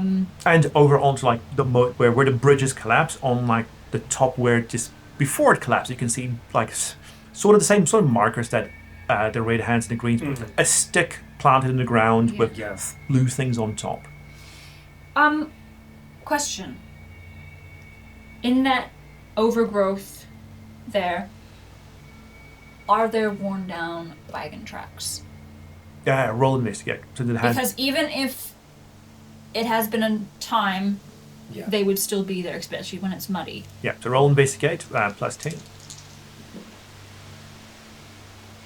Well, it wouldn't be so much wagon tracks; it would be ostrich. Yeah. Well, wagon No, tracks they coming had in. the The kids didn't leave with wagons, No. the kids- but they came in with wagons. The They- whole lot came in. yeah, but I'm talking about I want to know if this is a known track for the Oh, nomads. that sort of thing. Oh, right. Yeah. Like, so you want to see like I want to well-worn see if this is the paths. direction that they have been. Sorry, you said plus 10. Investigation. It's off by 1. It was Oh, nearly so a close to a crit. crit. So It's a fail by one. it's a Failed by one. Okay. Yeah. So what you can tell is that this is a well-trodden path. Yeah. You can't see if anything recently has come by because of all the Oh, rain. yeah, it was. But Yeah. this area, especially going south onto the old motorway, that seems to be a well-trodden path. Yeah. That you can see like the little the dirt trail in the middle of the grass where you can see lots of people have come here and come Yeah, and gone. because what I was looking for was, are we going the right direction to find the nomads, basically? Because if this is the trail that the nomads have taken, I don't want to walk down this road and turn out that it's like all mined or some shit, you know? Like, Yeah. So you see, like with this, do you see two tracks? One going over the broken motorway towards Silverdale itself, and then one heading south onto the motorway. Right. Okay. Which is probably the path that they use to make it down to City. Auckland proper, Yeah. into where the bomb hit. Okay, so we know we're going the right direction at least. Yep. Is there a possibility that the blue tusks aren't unborn? But they've said that they've killed them before. Yep. Huh. I didn't really even think about that, but eventually. Or it could just be they're putting a sign up in the area, so that's just what they used, and they had blue stuff on them. It could be that. You said that there are sticks and things with the blue stuff on them. Come on, take one of those and put it in my backpack. Yeah. Just like sticking out the top, basically. Yeah. Just so it's more visible. That, or they've been taught. I don't think it's literally. Okay, one that, listen. you know. A 4-year-old doesn't know how to spell condolences. I'm sorry. Like, No, but one from birth. maybe. It's And we only assume that possible. that's smart. You know, like they could be a lot smarter than we realize. Well, I mean, it's the same. If you get a It could be regular just if you get a mimicry. regular human kid and leave them out in the wild, they're not going to learn anything just by themselves. Yeah. If you, it's. Can I gauge how long ago this was painted? Oh, this is fresh. Not like wet fresh, but I mean, this is like there's no withering It's on bright. the paint. Yeah, So within the last week. definitely. This is within the last couple of days. Yeah. Okay. You can even the ground around, other than being muddy from the rain, you can still see like where they had like stick to stick in. Yeah. Are there any shoe prints around there? No, so the rain's washed away Yeah, like recent tracks. Yeah. Okay. Well, they're at least a few days within this point, and I think they've got to be around Silverdale somewhere. Okay, everyone roll perception. As it is, so plus 10 for you two. Yes. 22 success. 21 success. Oh. I see how it is. 13 success. Oh well. Okay, as you looking around, everyone looks around. What you see is a glint of light coming from like the Pack and Save building, which apparently is also a I know Bunnings where it building. is, yeah. Yeah, so Bunnings Is right across from it. Yeah. Oh, there's Pack and Save. But it's coming from you'll see Bunnings first. Coming from Bunnings, the top of Bunnings. Right. And at first you think it might just be something, but it's not Morse code, but it is a distinctive pattern. Oh. That's not just something randomly floating in the wind. Okay, can I So take out there's my like- little mirror and back? Yeah, and it mimics. So if you went like 1, 2, you would see it stop and then go 1, 2. Okay. That's the way we gotta go. Back and save. Well, Well, Bunnings. Bunnings, sorry. Love going to Bunnings. I haven't been to a hardware store in years. Man, it's like the apocalypse dream. Yeah. I mean, it's probably ransacked. Okay. Cool, yeah, Let's definitely. Head that way. yeah. So there's like a road that goes down at the roundabout kind of thing. One part goes to Pack and Save, and one part goes to Bunnings on the left. Yeah. From Emery. Yeah. Yeah. So you're not quite there yet, but yeah, I mean it's a straight. I mean the road There's you're another on road now. that comes, that way. Yeah, right. the road you're on now will walk straight past both. Yes. Cool. It's the main Like, road. So as I'm not actually anywhere in this at the moment. Oh, That aren't we you? know of! Oh, yes. just knew it. just gave it away. Just kidding, guys! Slow down a little bit! Yeah. We just constantly hear this. I think I'm going to ask my twat. Right. As the group moves on towards Bunnings, that's where we're going to take a wee break.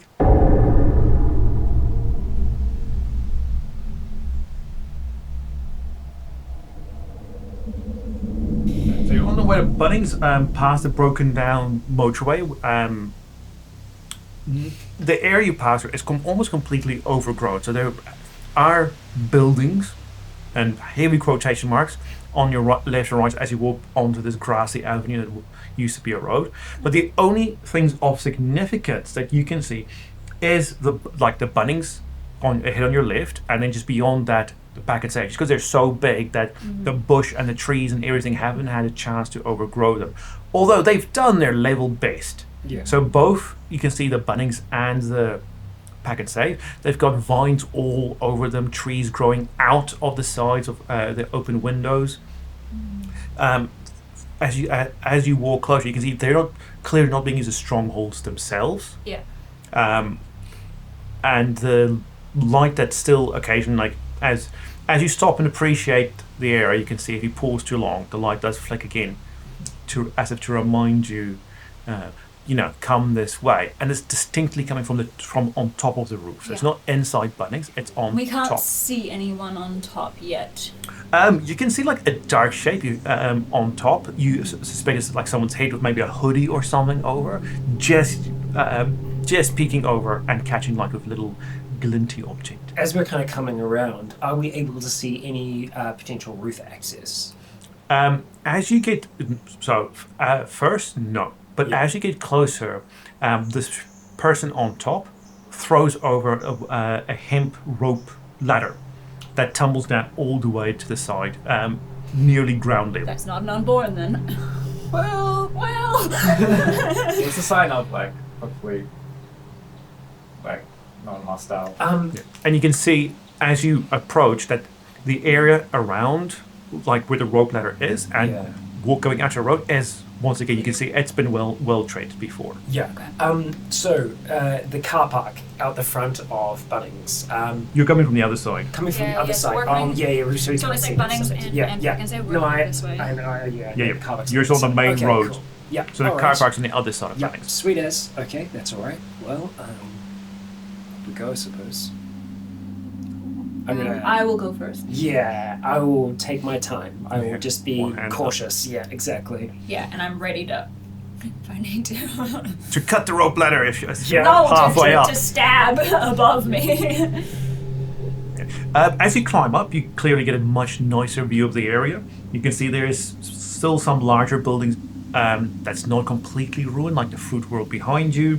You can see the more industrial area of Silverdale has still. And there's a cat, like a pet store. Yeah. So some of those larger buildings still stand presumably not a lot left in them. It's been 20 years. And you can see further down where there's some other more built-up areas, like a countdown further along the road, and a warehouse, and all sorts of larger buildings that remain.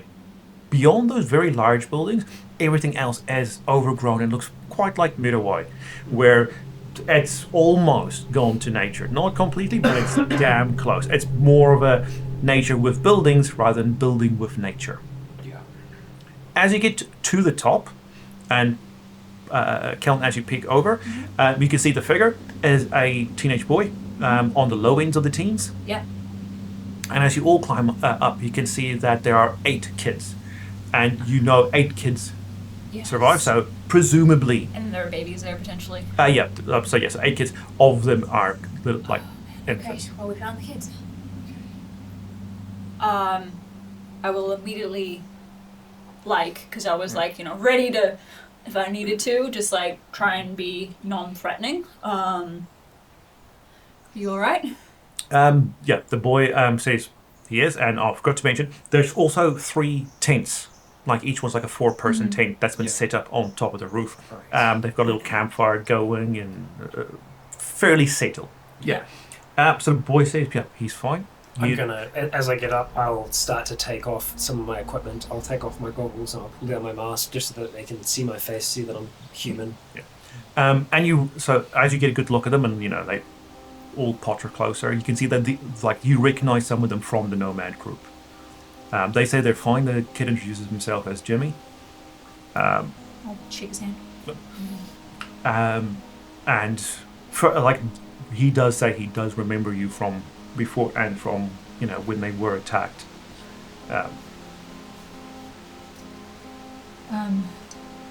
Does it look like they have food and stuff? A bit. Okay. So you can see some of the same sort of cans and bottles and things from the supply store that you raided. They did the same. You can't see any of their ostriches. Right. Yeah. I don't think they would have brought them up on the roof. They might be inside. Yeah. Obviously you got away. Glad to see that you're all safe. Just kind of glancing over, seeing if any of them are bitten or scratched up. Not that you can tell. I mean, they all look a bit worse for wear, but none of them have got any protective clothing or anything on. So they are just there. Do they have blue on? Not. You can see blue things around, in a heap. But they're not wearing them. Nothing up to it. They just trace them whatever they can. I want you to know that if we had any inkling what the Red Palms were capable of, what they did to your people, your families, we would have warned you. We would have told you to stay away. You're one of the older ones, yeah? Yeah, he's the oldest. Yeah, so he seems to be the oldest. There's another girl around the same age, a boy that looks younger but is a bit bigger. Yeah. But he seems to be. So what did you say his name was? Jimmy. Jimmy. Another Jim, huh? Yeah. A lot of Jims. A lot of Jameses. How long have you been doing that trip for? Oh, as long as he can remember. Not the trip down the valley. Yeah. Is fairly recent. But I mean, he was born a nomad. Okay. Yeah. Are any of you in need of medical attention?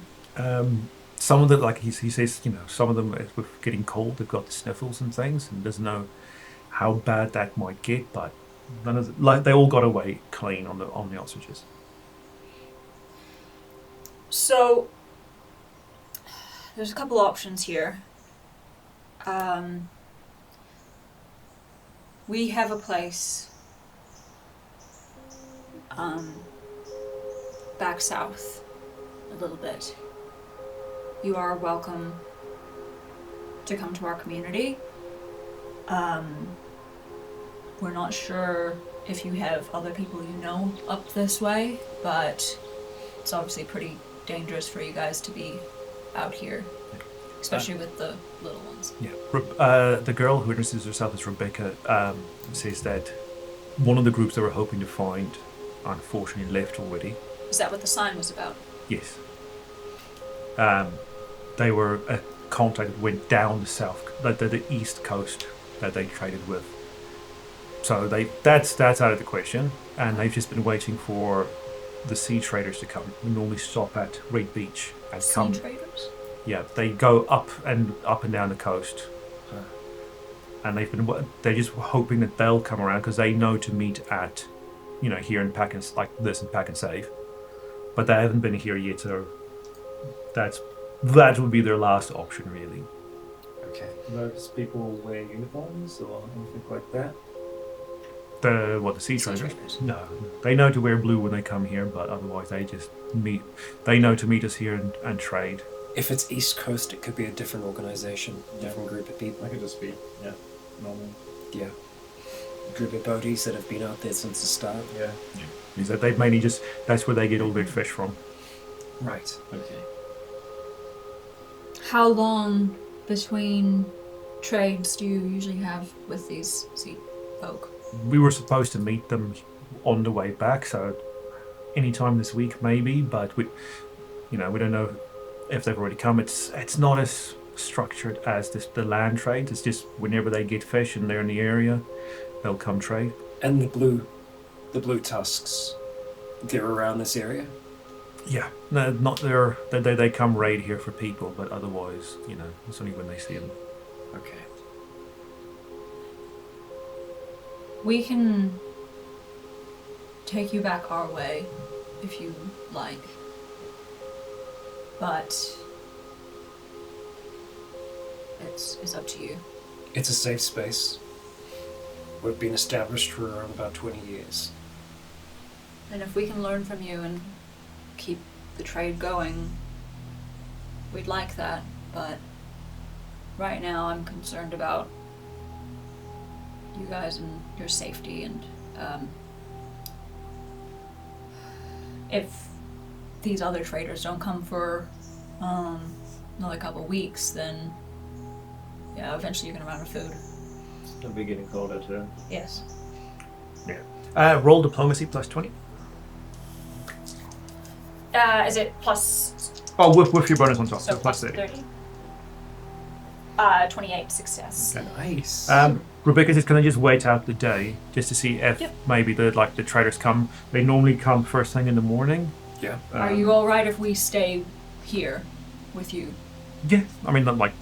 So we don't really have anywhere else to stay. It's a big roof. I mean, this is quite. I mean, it's like what, half the size of a rugby field. We can so. we can help keep watch, and we'd also like to meet these traders. Yeah, and they say it's fine. The blue tusks normally they can't really climb up here, so that's why trades are normally done on top of here or on top of Pack and Save. Is there much usable things left in this Bunnings? This was even before I was born. The place down below is gutted. Makes sense. What happened to your birds, your ostriches? No, that's the only thing we use this place for now. We just keep the ostrich down here. Right. I will take a second jar of pickles and share it with the group. Next time They're we go to pickles? Bunnings. They're pickles. Oh, okay. Yeah. Yeah, we stole your pickles, so here you can have some. Okay, maybe not. Yeah. No, I was going to try and find a way to subtly warn you not to do that. Yeah, okay, no, that's true. I wouldn't do that. If we've got any... do we have any mushrooms left, or would you use them all? Yeah. I mean, you've also got your rations you brought with and stuff. you. Still got, so it's been one day, and you've still got about what? You didn't eat dinner and breakfast was saved, so you got four food units. Yeah. Between also 12, so you got enough food for 12 people for a meal. If you don't want to eat on the way home. Next time I go to a Bunnings, I'm going to be picturing ostriches running around. Yeah. Run around inside. They're in the garden center. Share out some food. Yeah, we came looking for you right away to see if we could help. And I know it's not much consolation, but if you do need that roof, we can get that to you. Yeah, they say Jimmy and Becca says that if the cedar shut don't come, I mean they literally got nowhere else. Yeah. There's the southern route. Look, they might not come back for a long time, but they think we're all dead. So we've got a nurse as well who can help take She's care much of a few better ones with these the days. sniffles. Yeah. There's only been one overdose in the last 10 years. yeah. 20 years. years. Yeah. She hasn't murdered anyone for a long time. No, it's all been accidental. Yeah. Okay. Yeah, so they're happy, and they're as the day goes on. So this was what I said, a 2-3 hour trip. Yeah, so it's kind of getting towards Just after, evening, So it's kind so as it after it's on, they show you around the place, and they've cleared off most of the roof, and you can see a lot of things there for, let's say, home use. A lot of the play stuff from downstairs was brought up. There's like a whole jungle gym on top of here for the kids. They've got tents and things set up, gas cookers, charcoal weavers. Here they brought up picnic tables and everything. Damn. So you can see like this is a proper stop, like a rest stop for the nomads. There's also through the ventilation, they've completely opened that up, and you can see there's a rope ladder going down. And as you peek through, you can see there's a little pin inside where the ostriches are kept. How many people? How many kids were there? 8 in total, ranging from 1 to 12 in age. And there's 6 ostriches. At the northern end of the countdown, where it overlooks the road and then Pack and Save, you can see that there has been a container flipped on its end. To like straight up? So it sits straight up, and a road on the middle of the road where the road was. And it's sort of been held up now by trees growing into it's it like a around it. watchtower. No, a rope bridge has been strung from the roof to the container, and then from the container to the covered walkway that crosses the car park of Pack and Save, and then another rope bridge from the covered walkway to the Pack and Save roof. So they can get. So you can walk rows. all the way through from roof to roof without touching the ground. And that's where they're getting all their old cans from. Yeah. Yeah. Interesting. Okay. So this has been home. I asked them, has this been home for a while? Whenever when they stop here, because they have to wait on whenever the southern route comes in, or whenever the sea trails come in, so they made it a bit more fortified than normal, because they normally do spend a few days, sometimes up to a week here before moving on. Yeah. All right. I'm gonna, after we've had a bite to eat with them, I'm gonna just take a walk around the main rooftop of Bunnings, just to try and see if there are any other points that someone might be able to get up, whether or not the overgrowth is there's a lot of it, or if there is a tree that someone might be able to get up and be able to get across. I'm just looking for potential weaknesses. There's a few spots that someone can climb, yes, mainly because it's been so weathered. Yeah. That there's enough in the facade of the place that if you really wanted to, a skilled climber can climb. Okay. But it is a skilled climber. So I'm gonna keep that in mind. Anyone who just walks past will have a hell of a time, and an unborn, unless they're once again good at climbing, probably won't do it unless they absolutely have to. Yeah. Okay. All right. I think that's probably where I'm going to position myself in the evening, but We can take watches. yeah. As the sun starts to set, it gets a bit red on a nice red sky at night. You hear what sounds like a old bugle horn, not quite like the horn of a ship, but that very low, doesn't. And the kids react instantly and very negatively to this. Like Jimmy takes like a jug of water and instantly throws that little campfire, and they all immediately just even though they're on top, hunker down, turn off everything they've got. We will do the same. Get really low. And Rebecca says, "That's the blue tusks. Jesus. They've got they do that when they've got a raiding party coming in." Okay. This is bizarre. I was just talking about this to Scott the other day, like out of character. Like, I wonder if they'll start making instruments and horns and things like that.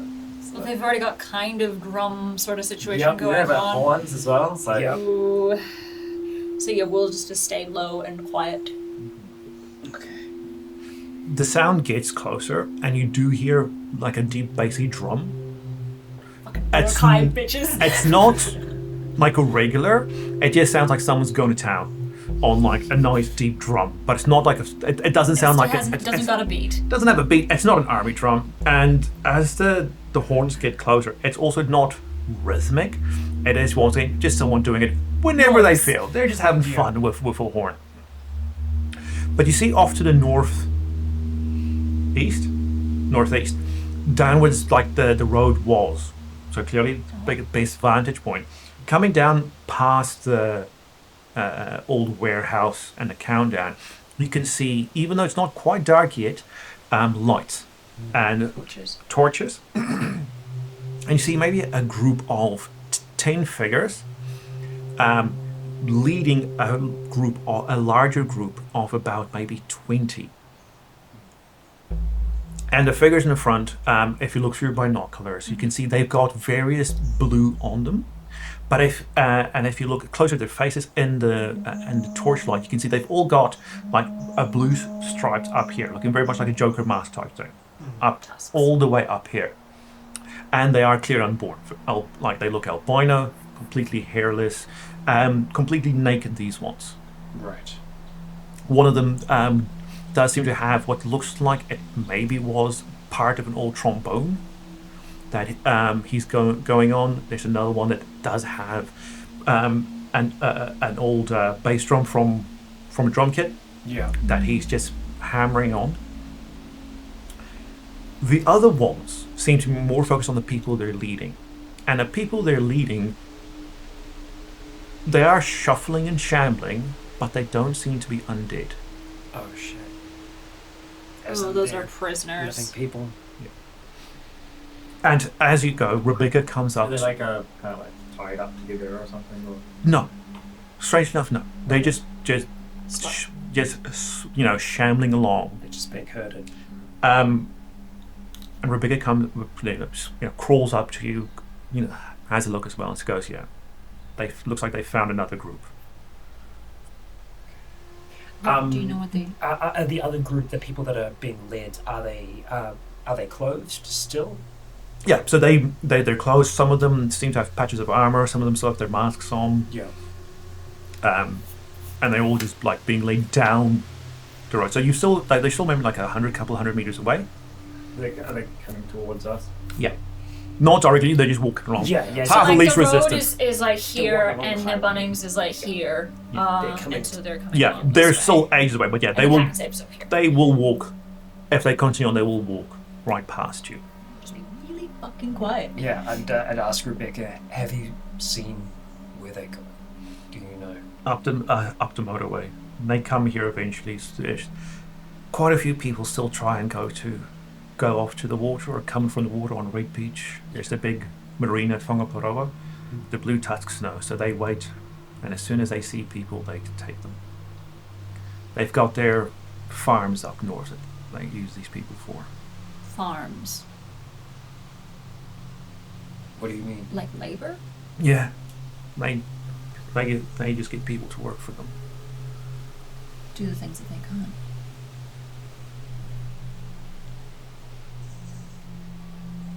Oh, it's fucked up, man.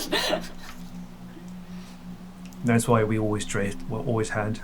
I forgot his name. Michael? No. I think Oliver. Was it Oliver? Yeah, I think so. Yeah, Oliver the trader. Yeah. That's why we always had Oliver in front, naked and in blue, so it looks like he's leading us to a farm. Right. Okay. Well, we're gonna stay quiet.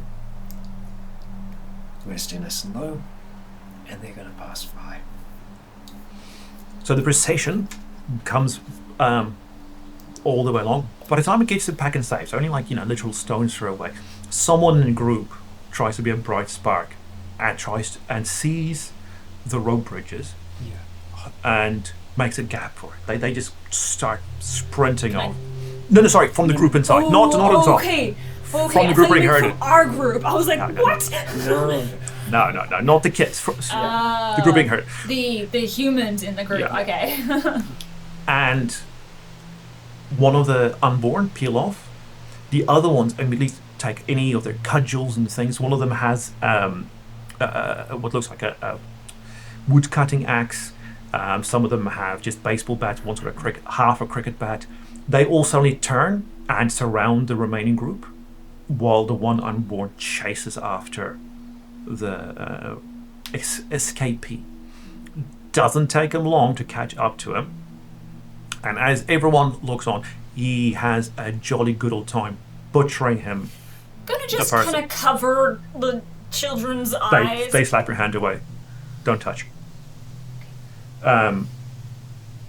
And they literally, I don't mean like in the informal sense of butcher. I mean he quite literally like breaks like pieces off while this person is still alive, and it isn't a very happy sound.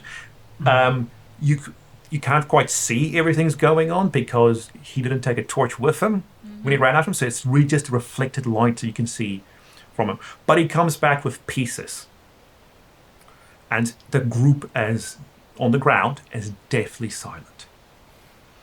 As this unborn who just did the butchering starts sharing the pieces around, and they all have their dinner standing around the group. I don't think they're human. I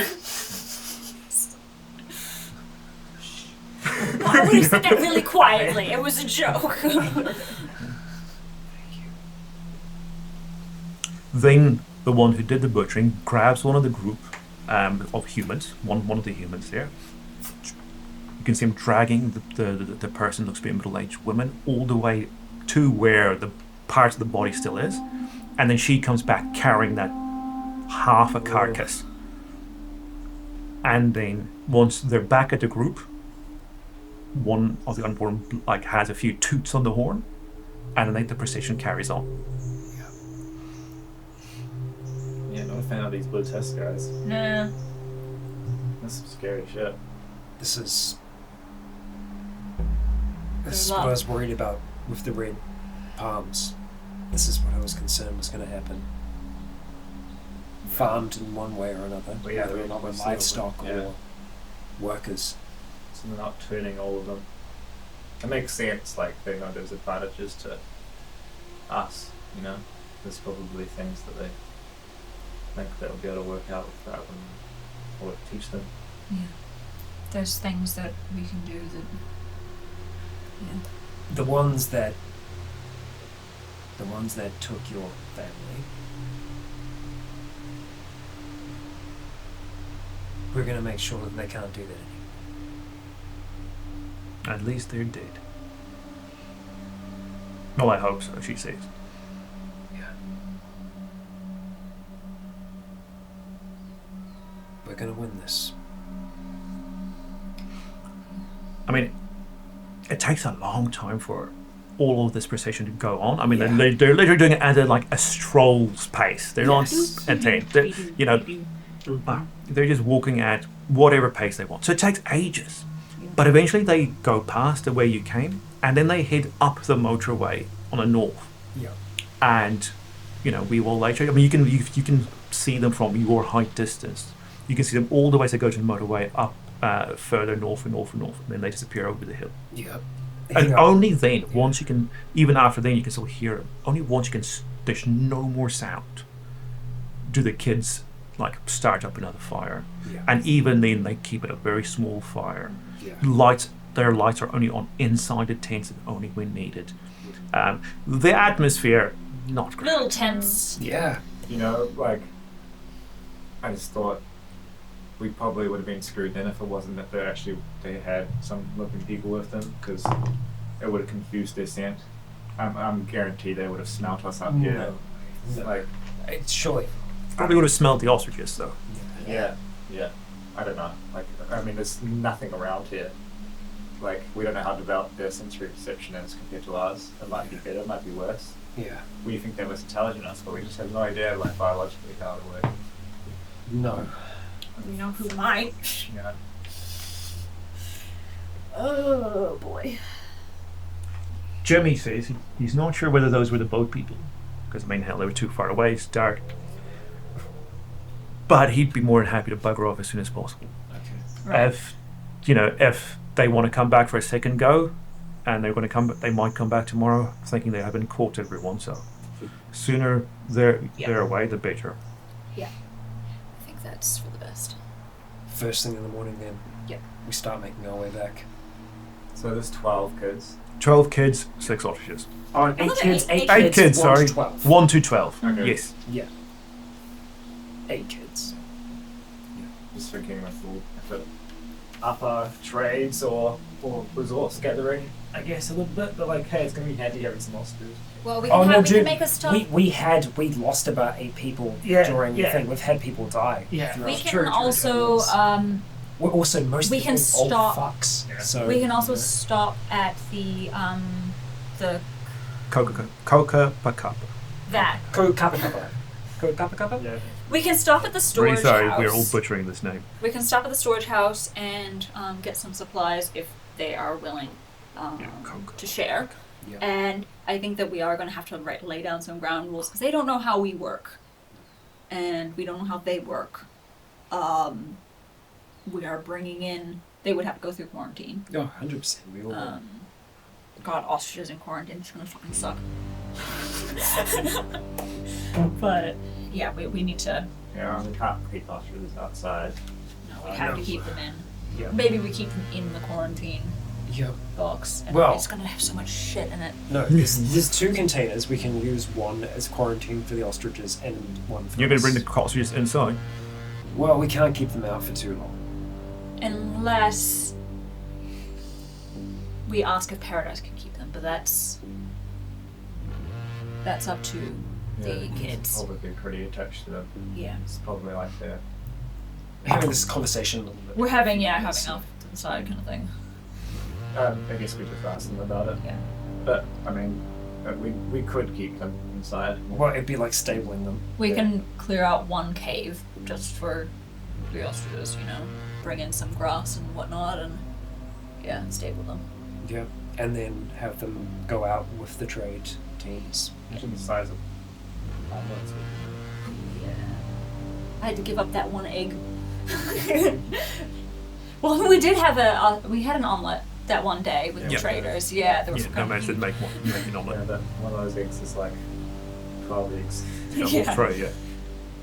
I think we can reassess our quarantine procedure a little bit as well because we've been doing 3 days. I don't think it's going to be as necessary unless we come in direct contact with spores or infected. Yeah. If I we think we have do one neither day, on yeah. a trip, then it's a day. Especially with the kids being, they're being little ones, I want them to get checked over by Well, as soon as Willow as soon possible. as possible, just because, Yup. yeah. Okay. I know these kids seem pretty mature, but they are still kids, I mean, they've been living on the outside their entire lives. I guess so. Yeah. Okay, well, I'm going to make sure that I keep watch on some of the weak spots. Yeah, I would say we trade off on watches. Yeah, okay. Yeah.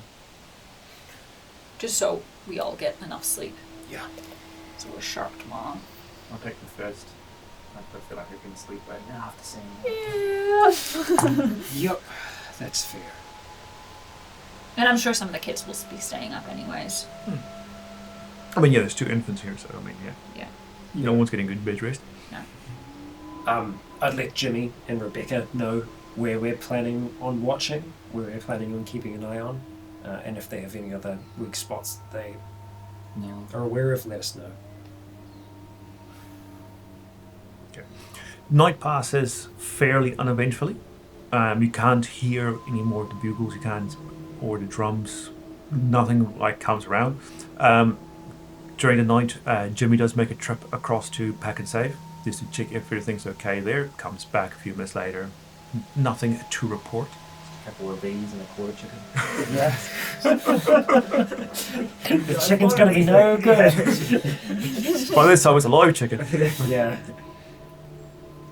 It's going to be an uncomfortable sleep on the roof without any, backpack. without. Yeah, exactly. It's just using They- a they- pack as a pillow. No, but they've got. They would have had. There would have been a lot more people They would staying not. here in Yeah, the past. there's enough like sleeping bags and tents and things Yeah. for way more people. Yeah. Because the whole tribe would have been up Yeah. here. Right. Okay. Yeah. All right. So next morning, comes. Early. Yeah, early. No sign of any humans, normal humans around. So they start packing up, and they said, "Yeah, let's head off." I'd be more than happy to carry a tent beside my pack. I think they leave them here. Are they going to be coming back though? I don't know. How much are they packing down? Like Rebecca says, I mean, they're going to have to go back in the ostriches, so they can't carry too much with them. They don't have any of We leave the tents here. their wagons or anything around, so they should, what they can carry and constantly sit Just for speed's sake, if we do need to run. Yeah. Okay. Well, I think it's still worthwhile us trying to pack up some of the sleeping bags because they're still, Useful. very, very useful. Not too heavy. Yeah. Pack up whatever extra we can, and carefully make our way down towards the ostriches. Yeah, so they don't go like throw the rope bridge out on the outside. They go on. through. Yeah, so everyone can climb down in. You see that the inside of this Bunnings, all the aisles and things have been moved all the way across to form little mini walls around the edges. Nice. Still enough that trees and things can grow out, so it looks like it's it's wild and unkempt. But there is more than enough space for the ostriches to run around, since they do need a lot of space to potter about. No seeds in the garden center. No, that's They are all, grown. yeah, they're all overgrown. They're just weeds at this point. So they get the smaller members of the smaller kids all up on the ostriches. Rebecca, Jimmy, and the other boy, who you find's name is Pete. They'll walk. So they're like everyone else can go on. So they've got 8 kids, 6 ostriches. So there's still 5 ostriches. Well, 4 ostriches are not being ridden, but they're putting their crap on those ostriches. Yeah. And then they go to what looks to be just like a collapse wall, and they can just move their one across a little bit, just so they many ostriches can go out, and then you're back on the road. Okay. Let's move quickly. Yep. I explained to Jimmy and Rebecca that traveling through yesterday we didn't have any trouble, but that can change.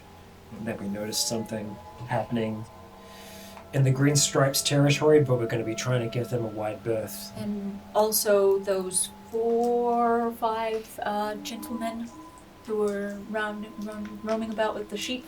Yeah. We'll have to That's be the careful closest. of those. Yeah, so being aware of that. Also, now as we're kind of getting ready this morning, I'm thinking that horn last night probably stirred some of them up. Yeah. So they would have moved from where they were. Hopefully they moved in the night. So we just need to be careful when we're making our way across the motorway. We stay as low as we possibly can. Look at the ostriches. The ostriches are a way for the kids to be able to get out as fast as possible if they need to. And I'll get closer to the other 2, and I say, there's no guarantee that we're going to be able to make it back together. We don't tell them the location until we get closer. Because if we tell them now, there's a chance that they could get picked up along the way. We don't want Limbo falling into the wrong hands. Yep. That's fair enough. Yeah, I think we'd make sure shit hits the fan that The smallest kids can get on the ostriches first, right? Well, they Yeah, are they're on the all- ostriches, Yeah. Okay. Come back towards the others and tell them that we're all ready to start off. Okay, so it's trip same, just in reverse. Once you get to the valley between Silverdale and Where we saw the sheep before. and Cocopacaba, you see that it is a different scene altogether. The sheep are still there, the cow is still there, but the runners have gone. Okay. Presumably in the night, as you said.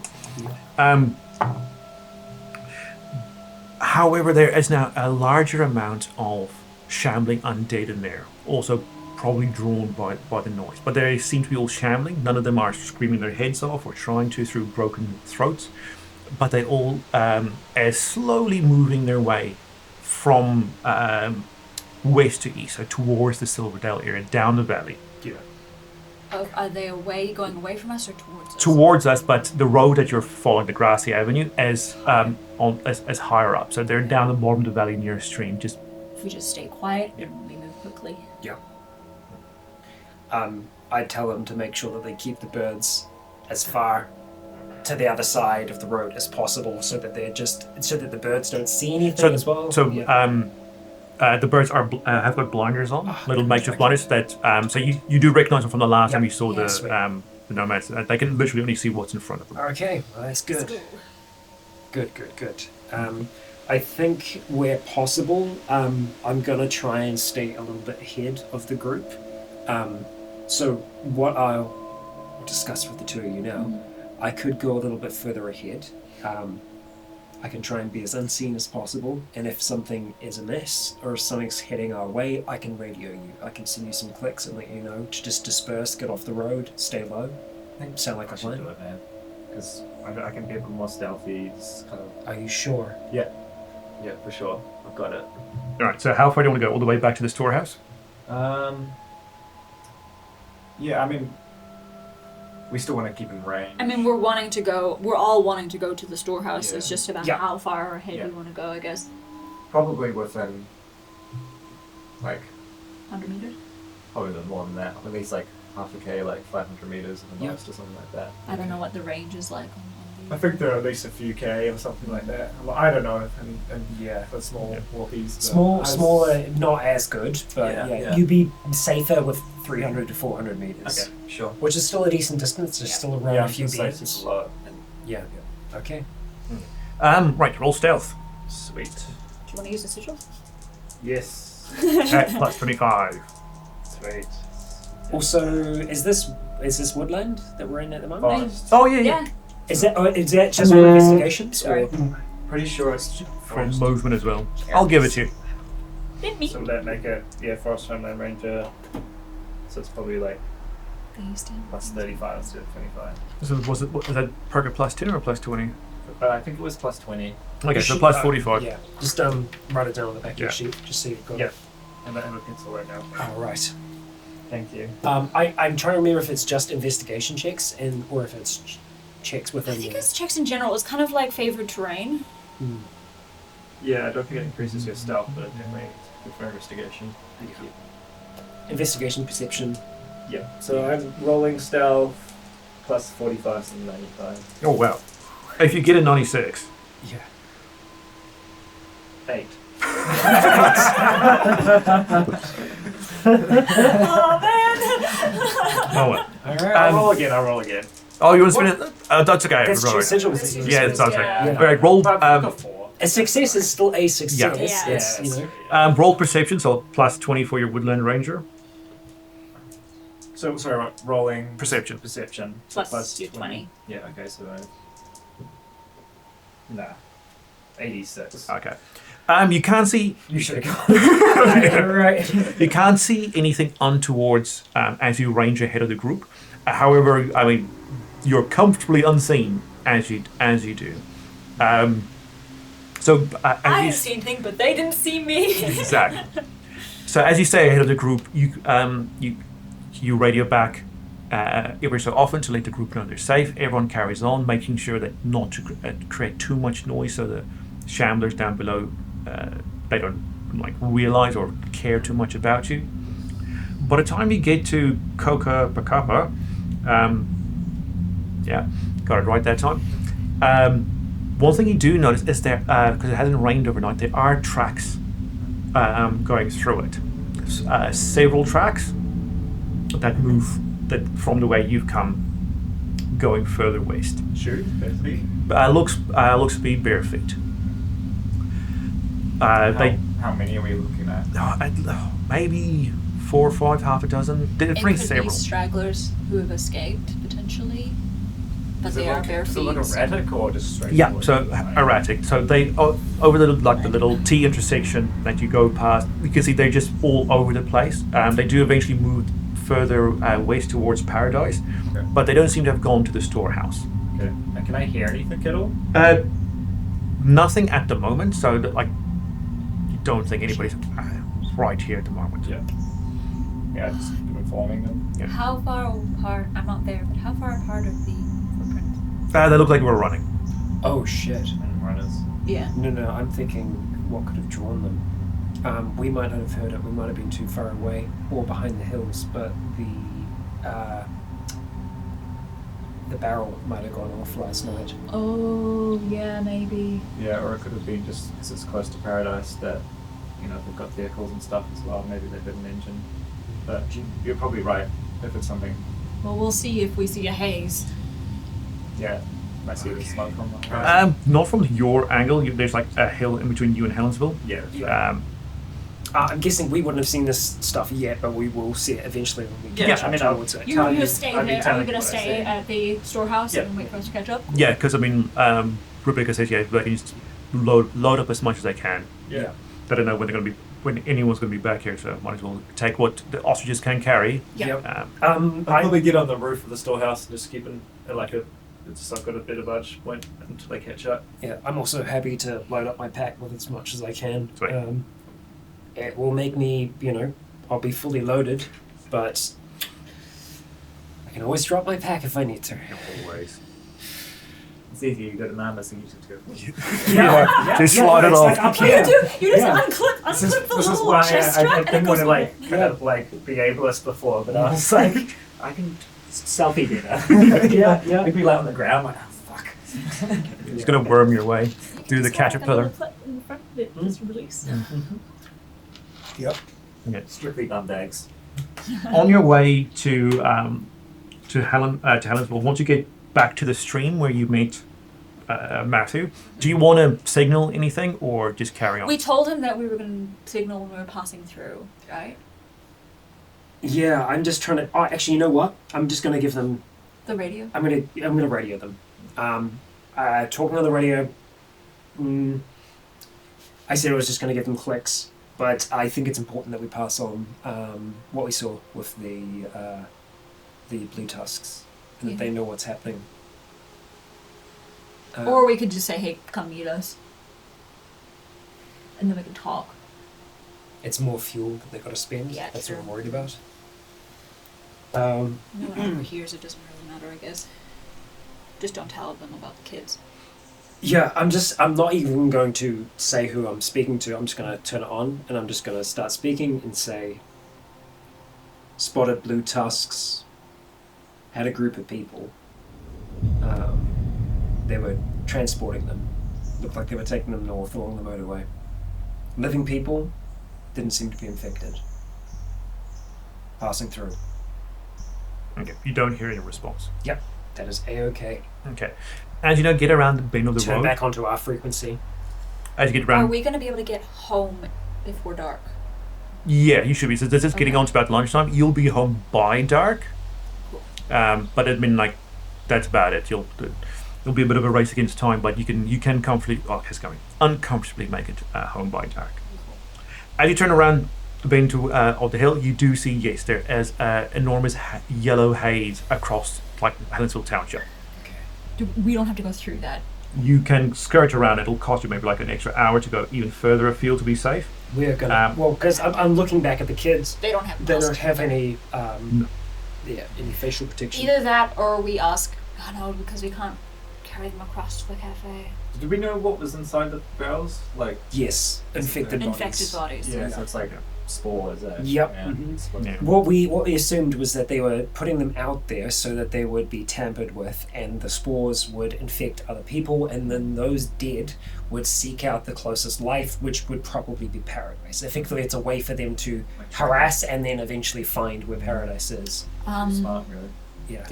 The other option that we could do is stay in the drop-off zone for the night, literally inside of the It took days for that haze to settle, though. Yeah, I You think probably can't. You can't keep the ostriches inside that place. yeah no we're gonna have to keep this. we're just gonna have to go quickly. Yeah. Yeah. I obviously explained to the kids that it's dangerous. You can't breathe anything that's in the air over there. I'm also going to take off my my mask and I'm going to give it to Jimmy because it's probably going to be able to fit him better than some of the other kids. I'll just piggyback one of the kids too, just so that if any of them are too tired and getting. Oh, so it's only Pete, Becca, and Jimmy who's walking. Those are the only people. The other ones are. The others are Okay. ostriches. Yeah. So I'd just try and I'd say, do you want this? You be safe. Wait, sorry, how many ostriches are there? 6. Okay, yeah, that's more than I thought. He doesn't. He shook his head, yeah? Yeah. No? Okay, alright. I'm just gonna refix it, make sure that the seal is good. Oh yeah, they don't like to touch anything either. They probably would want to be carried. Yeah. Yep. Okay. It's gonna be a bit of a learning curve because it's like the community in Limbo is like so like it's just like one big family, Yeah. you know, and you know I'm sure it's like somebody has a kid and then it's like oh yeah and they have like 15 uncles or whatever like everybody knows everybody and yeah I feel like it's a different sort of vibe than the nomad life. Yeah, I mean, they've had an incredibly traumatic existence so far. It's been a very, very short one for them. I'll have to book in some therapy sessions. So, yeah, we're going to have to try and skirt around the spores, and by a healthy margin as well. So, I'm going to lead us away from there. Say to them if you have anything that you can cover your nose and mouth with, like a bandana. Yeah, or whatever. they did that. Yeah, so that's what they do. Anything will help. I'm going to use my what knowledge of the area that I can to try and keep us on track as much as possible. Yeah. So you do know, like, if you want, you can head straight west to hit the coast, rather than like going down and then going to coast. If you want, you can just go straight to the coast and then follow it all the way down. Honestly, I think that's probably going to be the best method for us, because then once we actually get onto the shoreline as well, we'll be visible, sure, but it's going to be the fastest way for us to get home. So yeah, it would be straight west. Okay. Even if it means going through unknown territory. Yeah, at this point it is a bit unknown, but it is wild hill country. Yeah. So there's nothing that really sticks out to you as being out of place. But before you get to the hill line that we have to cross to get to the coast, you do see marker lines for the green stripes. For the green stripes. Right. So you cross that and then you head over Put on the the hill. green. Take off the blue, All the- stash it away. Actually, this is the edge of the green. this will be edge, you presume, Right. Yeah. of the green, but they don't Yeah. go across the hills. Yeah. Across the hill, it's the same as every other part across the hill. You've got hill with a lot of bush and bracken on it, flowing down to the coast, and it's just clean coastline all the way back for. I mean, this is what 20-30 k's worth of coastline you've got here. Yeah. Fairly unbroken, almost a straight line. Faster. We can take a little bit of a deep breath. You can. I mean, even Well, you can. don't take too deep of a breath. Not Yeah. in this area. No, this is okay. We're on the coast. This is healthy sea air. And even from this, Yeah. you can see that tree Yeah. that you use as a marker Okay. where you like wrote your Limbo stuff on. Yeah. Okay. Can we, like, as we pass that, I just want to take a quick look at it just to see if there's anything that's been left. On it, Yeah. it's been scratched to hell and gone. So everything you've written on there has been scratched out. With what seems to be like a rock or something, they've been like scratched all over what you've done there. Interesting. So I wonder if that was Skulky boy. yeah. Limping my way across the hill. Yeah, it's a long way, but Not if he had someone to carry him. yeah. Oh yeah, Um, like in a chair. Yeah, You know, it's like two people. Yeah. fanning him. Like, I've also been thinking that both of these unborn communities, the green stripes and the red palms, both of their territorial lines end right before the coast hills. Yeah. They don't want to go on the beach either. I mean, sure, we've seen some of the red palms make their way down there, but I'm thinking Not a fan. maybe that community out there, they've been keeping the shores clear. Or at Yeah. least maybe on this side of the coast. Well, we know that the kings have gone up the coast in their boat. Yep. So it's potential that I can totally see them taking pot shots from the water. You know. it's also just- probably just like they prefer to be in the sprawling areas, like because it's helping benefiting their community. Yeah. It might be the sea breeze. They know this is bad. Fucking water. We're talking windy. Too much Yeah. wind. Yeah, you don't think only time you've really seen them out on the coast is at night. Yeah. You can also presume that there's Probably 'cause no it's hotter. there's no as well. real shade on the coast. Yeah. I think it's just warmer in the day on the beach and everything as well, and they get sunburned easily. Keep on keeping on. Okay, yeah. So the sun gets quite low Yeah. as you walk down the coast. I mean, you've got the sun on you the whole time, but it is getting quite low. We should radio ahead. Yeah. Yeah. once we start to get a little bit closer, and it does look like we'd be within range, I would kind of click through that we're returning. Maybe you see extras. Yeah, so I'd click through our return, and I'd say, we have guests. We'll talk when we get back. Just because we can't share much over the radio waves. We don't know who could be listening. So we'll probably have to do a little bit of a jog in that last stretch. Just with... We'll track the light. We'll see how we do.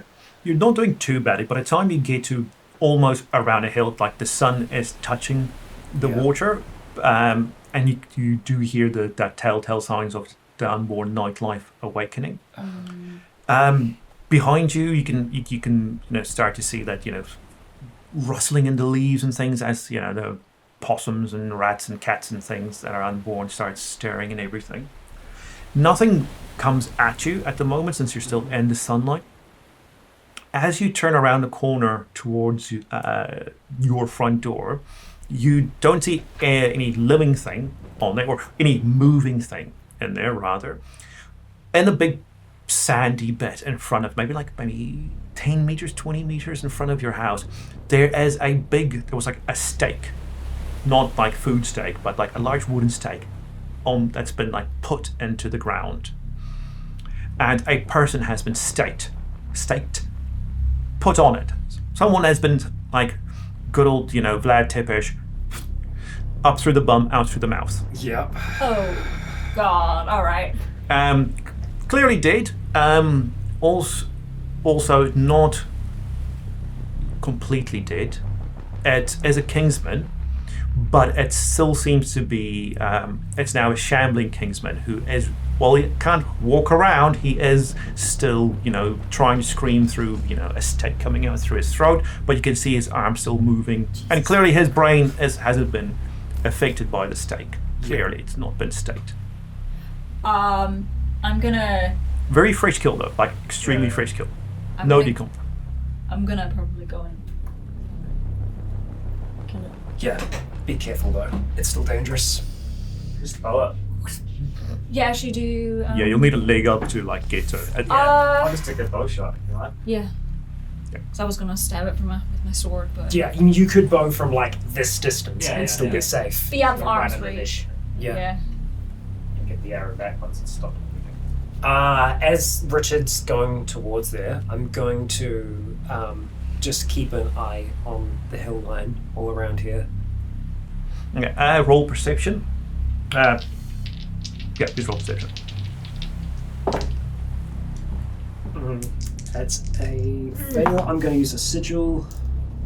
Reroll that. Okay, that's a pass. Oh. That is a 9 pass. Okay. You think you see movement on top of the hill line. That's literally on top of your house, Limbo. But you're not quite sure in the very quickly dimming light what it is. Okay. I am gonna go and do the knock thing just so we can get the kids inside. Yeah, you start to move up towards there. I'm going to get a little bit closer behind Richard. I've let you know that I've seen something up there. I'm going to do the same thing to Richard. I'm going to say something up the top. Let's make this quick. Yeah. Knock those quickly. We don't have time, man. Yeah. Sweet. Okay, so the door. Also, Kellen has binoculars, and Kellen's going. I'm getting everyone Yeah. in. So all the ostriches and all the kids are being ferried in. Yeah. Cramped at the moment in there. Yeah, because it's just the first container of the... Still, a container's pretty big at least, but... Yeah, and it's also... So, this one's not as bad as the next one, but... Yeah, you still hear quite... I just want to get everyone inside, and Yeah. then I'm at the door waiting for you guys. Yep. Imagine the people You do hear a lot of screeking and squawking from the ostriches as they slip going down. And I was going to say, imagine the people that are already in Limbo just hearing us arrive back and then Yeah. hearing fucking ostriches. They'd be like, Looking through the people, what the fuck are those? There are people who have never seen an ostrich before. And I'm just looking at you by the entrance of the seat. Keep it open if you can. Yeah, I'm just waiting. Do it. Let's take a shot. Yeah. At what? Are you killing the Kingsman? At the or- Kingsman. Oh, yeah, I'd already done Oh, yeah, sorry, no, Oh, I thought yes, it sorry. was- Oh, yeah, that was done when I was like, you you're said. gonna shoot the guy up on the I head. thought you meant like, that's a long shot. I mean, Yeah. I'm glad you think I'm that good, but Sorry, I thought you were gonna have to roll for a second. Oh, no, I mean, like, the Stationary. guy's, Yeah. his head's pretty stationary. I just know because I'm just like, it's gonna be so dangerous. do you think that was the classic, like, they want us to cook that guy kind of vibe? No, he's already undead. Yeah, he's. I mean, they ate that unborn though, so I wouldn't be surprised to see. Get inside! We're not That's having a weird conversation. inside. Yeah. Okay. Just stop Door closed. Okay, alright, close the door, lock it. I'm just saying this once we're inside. Yeah. I think that was just a threat. But what is, I don't guess it wasn't marked. Did he have any stuff on? Like He was- we recognize yeah, it as a Kingsman. Kingsman, so he Yeah, had he was a jacket. patched. Okay, right. Okay. Didn't have a red print on him or anything? No, only red on him as was his own blood. Yeah, true that. That's enough for them, I suppose. Yeah. But nothing like patted. It Yeah, was clearly yeah. just blood loss. Yeah. Mostly from his pants. Gross. I'm gonna try and get everyone settled. Yeah. Yeah, it is a very long night as you have to like Oh. arrange everything now with 6 ostriches. Yeah, and- yeah. So the ostriches, kids. what we're gonna probably have to try and do is keep them in the other container. We keep them in the first container, as in the one closest to the outside, and then Outside. we go into the Yeah. second one. Yeah, it's going to be a bit of a hassle, but yeah, I would effectively give them the welcome to Limbo. We have lived here for the last 20 years. It is a place of safety. It is a sanctuary, but it's one that's Lacks vitamin D. Also, it's not just these 2 containers, there is more to it. But to keep the place safe, we have to make sure that we're not sick before we go inside. But we're going to make sure that the ones that are sick get what they need. We do have some things that might be able to help. And then once we're actually able to, we'd have the conversation with people on the inside that we found the kids, they're with us, they didn't have anybody else. We have 6 ostriches with us. We need to prepare a part of one of the caves, if there's a room, for them to stable them and find spaces for the kids to sleep. I mean, like, yeah, so there's no disagreement really from anyone in Limbo about keeping the kids. Everyone's more than happy about that. Ostriches, Just like, what's an ostrich? well, more of the case of, can we kill them instead? Yeah, well, that's the thing. Is like if it's too difficult, if it's too much of a hassle, or if it's just not going to be possible, then yeah, that is an option. Like We can something talk we'll to the have to kids talk about about. that. But I'm saying, yeah, a lot of things like the kids probably will freak out if we eat their ostriches. Yeah, they seem to be probably pretty spiritually attached. Yeah, so but there's Save more their enough, life. rooms, cave rooms for the kids, and everyone knows it'll be a long period of adjustment and all of that. So that's all fine. Jake and Nick say they've had no problem in Kingsland. Okay. This outside our door would probably be a new problem with Kingsland, but they haven't had any. So They didn't have any. They delivered their stuff. They got more. They delivered the goods and got stuff in return that they can take back up to Paradise for another trade. I don't think they want us trading with the Kingsmen. I think that's what it is. I think they've been watching. I mean, obviously they've been watching. I mean, the Red Palms. They have been seeing us taking over and doing the trading. I don't think that they want us doing that. I mean, yes and no. They encouraged us to. They said do whatever you want, but I don't know if they meant Yeah, still That- working with the kings. because they obviously really don't like them for a good reason. I'd also fill, Jake, Nick, and the others in on what we experienced up in Silverdale with the blue tusks. That they're shipping people out for farming purposes, and no qualms about butchering people and eating them fresh. I'm guessing also about the boats. Yes. Okay. As you mentioned the boats, Dan does say that, Avon came calling. So they did say they can't give the whole lot. Clearly, there's no one has 2 tons of fresh fruit and veggies. I feel like that was just like a big ask. Just like, can you do it? Like, But they, maybe? let's say, they can get, 100 kgs of citrus fruits. Yeah. For them. So they're happy at the moment, but, they want delivery. Yep. Okay. Uber Eats. And he's not confident at the moment that we can get the Kingsland boat without a big bribe. Yeah, it would have to be something very significant, and I think that's something that we're not willing to trade. Our own. And we don't have enough time to fix up the boat. Yeah, the boat would take time. The boat, I think, is the ocean people, the Avon, whatever you want to call them. They are not our priority right now. They're, I don't know. I feel like we have a lot more going on just right outside our front door. What the fuck was that, man? No. You're going to see if Jake found out something. He did not find out something. So threatening. Right. Were the 2 of you watched? Are you aware of whether or not you were being tracked by the Red Palms? By the Red Palms, yes. They were tracked all the way back to, Kumu village? Yeah. Where the camera set up, but nothing further than that.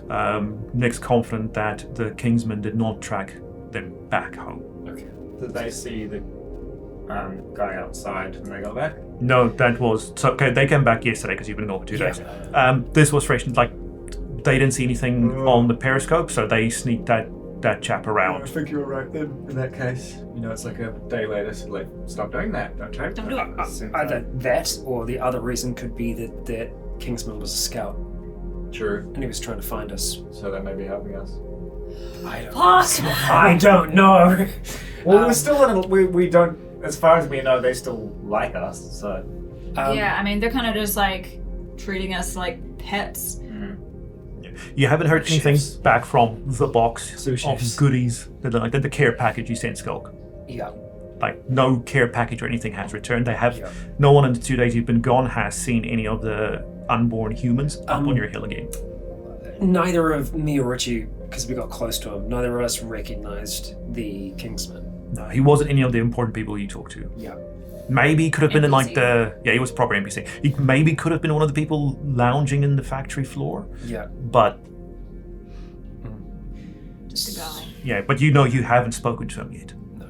So this could be someone that was taken from the truck a few days back and has Well, been you kept said there no. since. He was fresh. It could have kept him alive that long. Actually, True. yeah. Maybe. I mean, there is a strong chance that some of the nomads could still be alive and kicking to some degree. But they've already been exposed to the spores, so it's going to be, already. If they haven't turned yet, they will soon. Jake says that at the moment it's like the lack of information is the biggest threat. Yes. At the moment, clearly the Red Palms want to go against the Kingsmen, and clearly the Kingsmen want to go against Red Palms. Yeah. And Jake says we need can't to be pick you can't be pig in the middle forever, because clearly both of them are going to keep pressuring you one way or the other. Yep. That's a good point. So We talked about this kind of a little bit last time, but I mean, I think for me personally, it comes back to the fact that I feel like the only proper way forwards that we have is with our kind. Yeah. The Red Palms, if they're willing to work with us for a while, they will, but as soon as they cotton on to the fact that, we're part of their life cycle to some degree, yeah.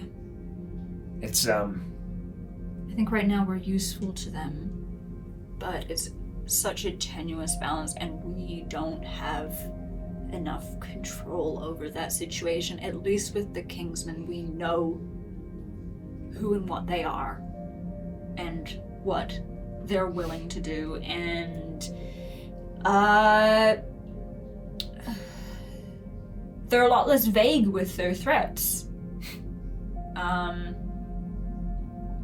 So yeah, you'd hope at least if we play by the rules, things will work out. if we pick the side of the kings, though, I don't know if we're gonna be able to stay here. Just one more question about the Kingsmen. While we were there, did we see many kids? Yeah, A some- few. Okay. Yeah, especially like that new little when they were Yeah. redecorating and redeveloping the primary school. Yeah. They were, yeah. So them, and even in their shanty town, there's a fair amount of kids. All right. Okay. So I think we're gonna have to get things moving.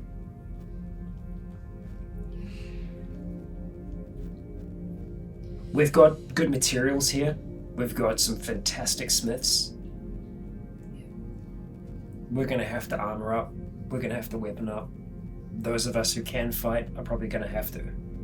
We're not gonna force anyone to do anything. Yeah, and we shouldn't really start a fight. Yeah, Nick agrees with Richie that they would kill all of us. 100%.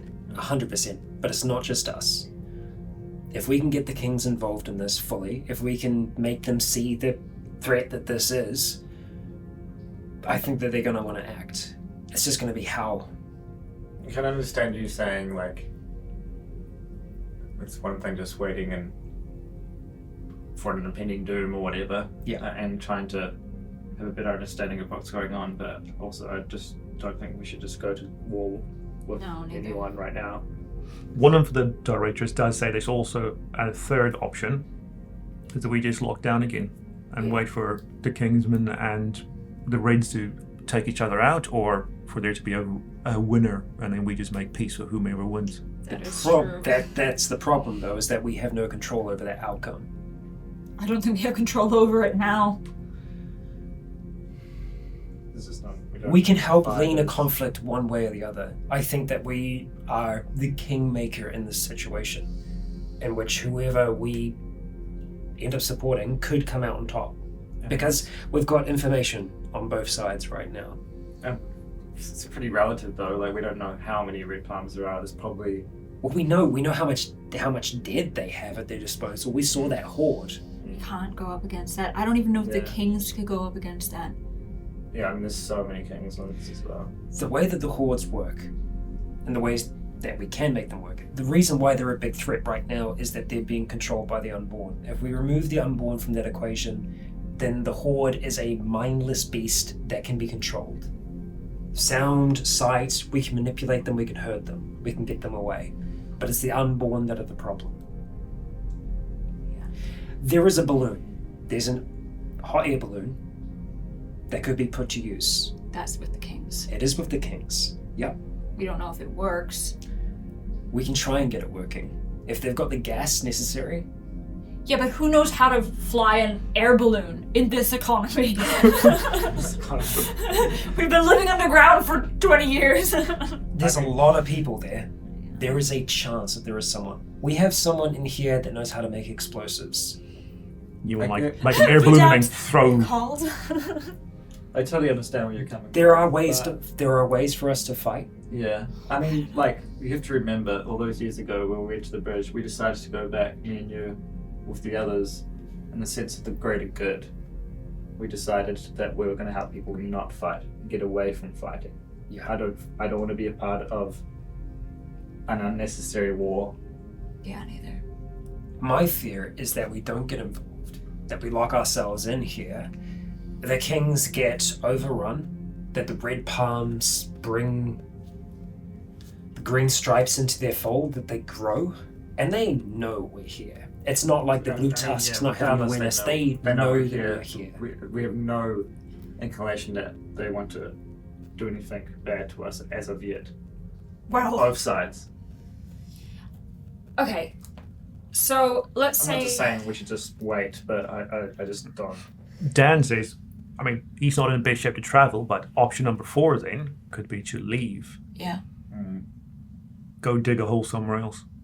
Yeah. I know that we have spent the last 20 years getting this place suitable and everything, and it may have outlived its purpose.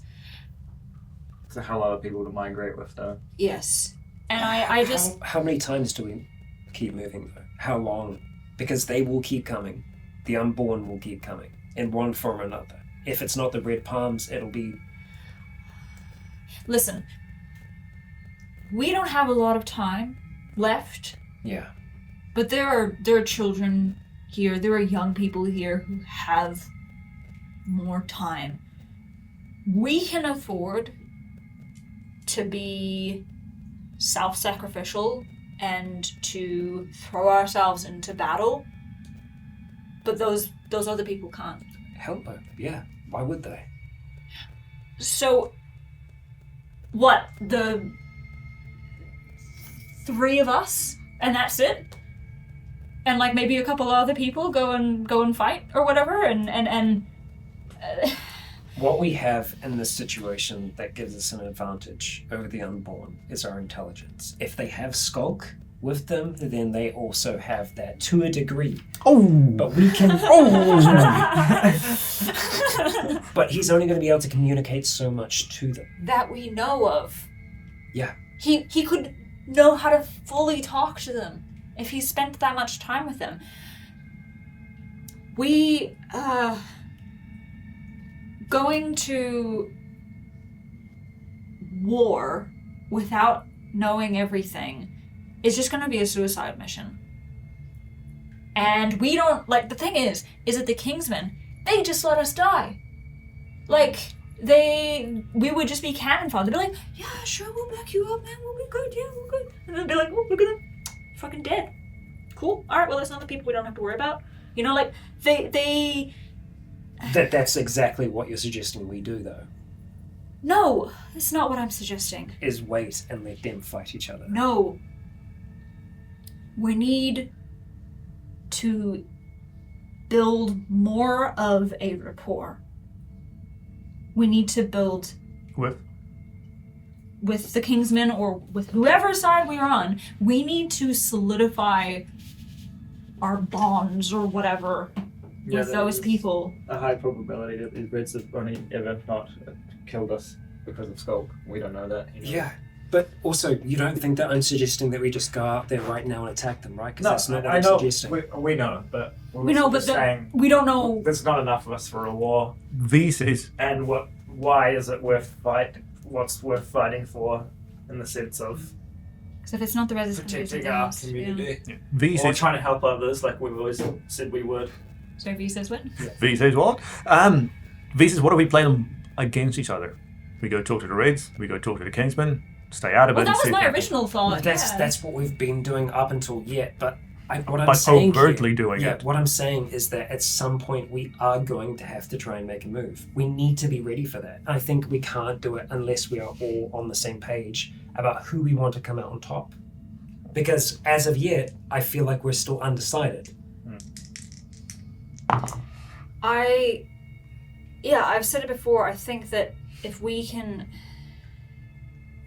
potentially rally the Kingsmen and maybe even the people out at sea, maybe even Paradise, if we can get them to, well, probably not the people out at sea, they don't give a shit. They might just drop another nuke. Yeah. Exactly. That could have been what they did in the first place. But if we ally ourselves with the Kingsmen properly, and I don't know. That's exactly what I'm saying. Well, okay. Yes, I would like humanity to survive. But right now, we are small fish in comparison to the red hands shark or whatever. Yeah. I'm not saying that there's nothing that we can do, but we can't just be super gung-ho about it. Sorry, V. I agree in that we should be prepared, and we need to keep doing what we're doing, gathering intel.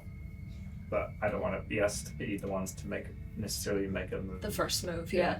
They've already made a move. They've already put a warning on our doorstep. Yeah, but that could just be telling us to not deal with the king. We don't know exactly what that means. So we we could stop- talk to them about. We could try and talk to them. I talked about trying to talk to them, and we decided that wasn't a good idea. Well, Yeah, things have changed a little bit in the last 2 days. Yeah. Yeah. And then Rachel is leaning more towards it. They, like Jake said, we need information. The lack of information is what's really the We were threat. hoping that. Leaving's hard as well. It could be good, it could be bad, but considering what we saw just yesterday, that seems pretty scary. We don't know how far the blue tusks have We don't spread know how up many north. things are out there in general. Like, There could be the purple horns down south or something. We don't fucking know. That's exactly what I'm saying. What I'm saying is that it doesn't matter where we go. Eventually, we will have to face this threat in one way or another. unless we We are in a position now where we might have the allies where we could stop this.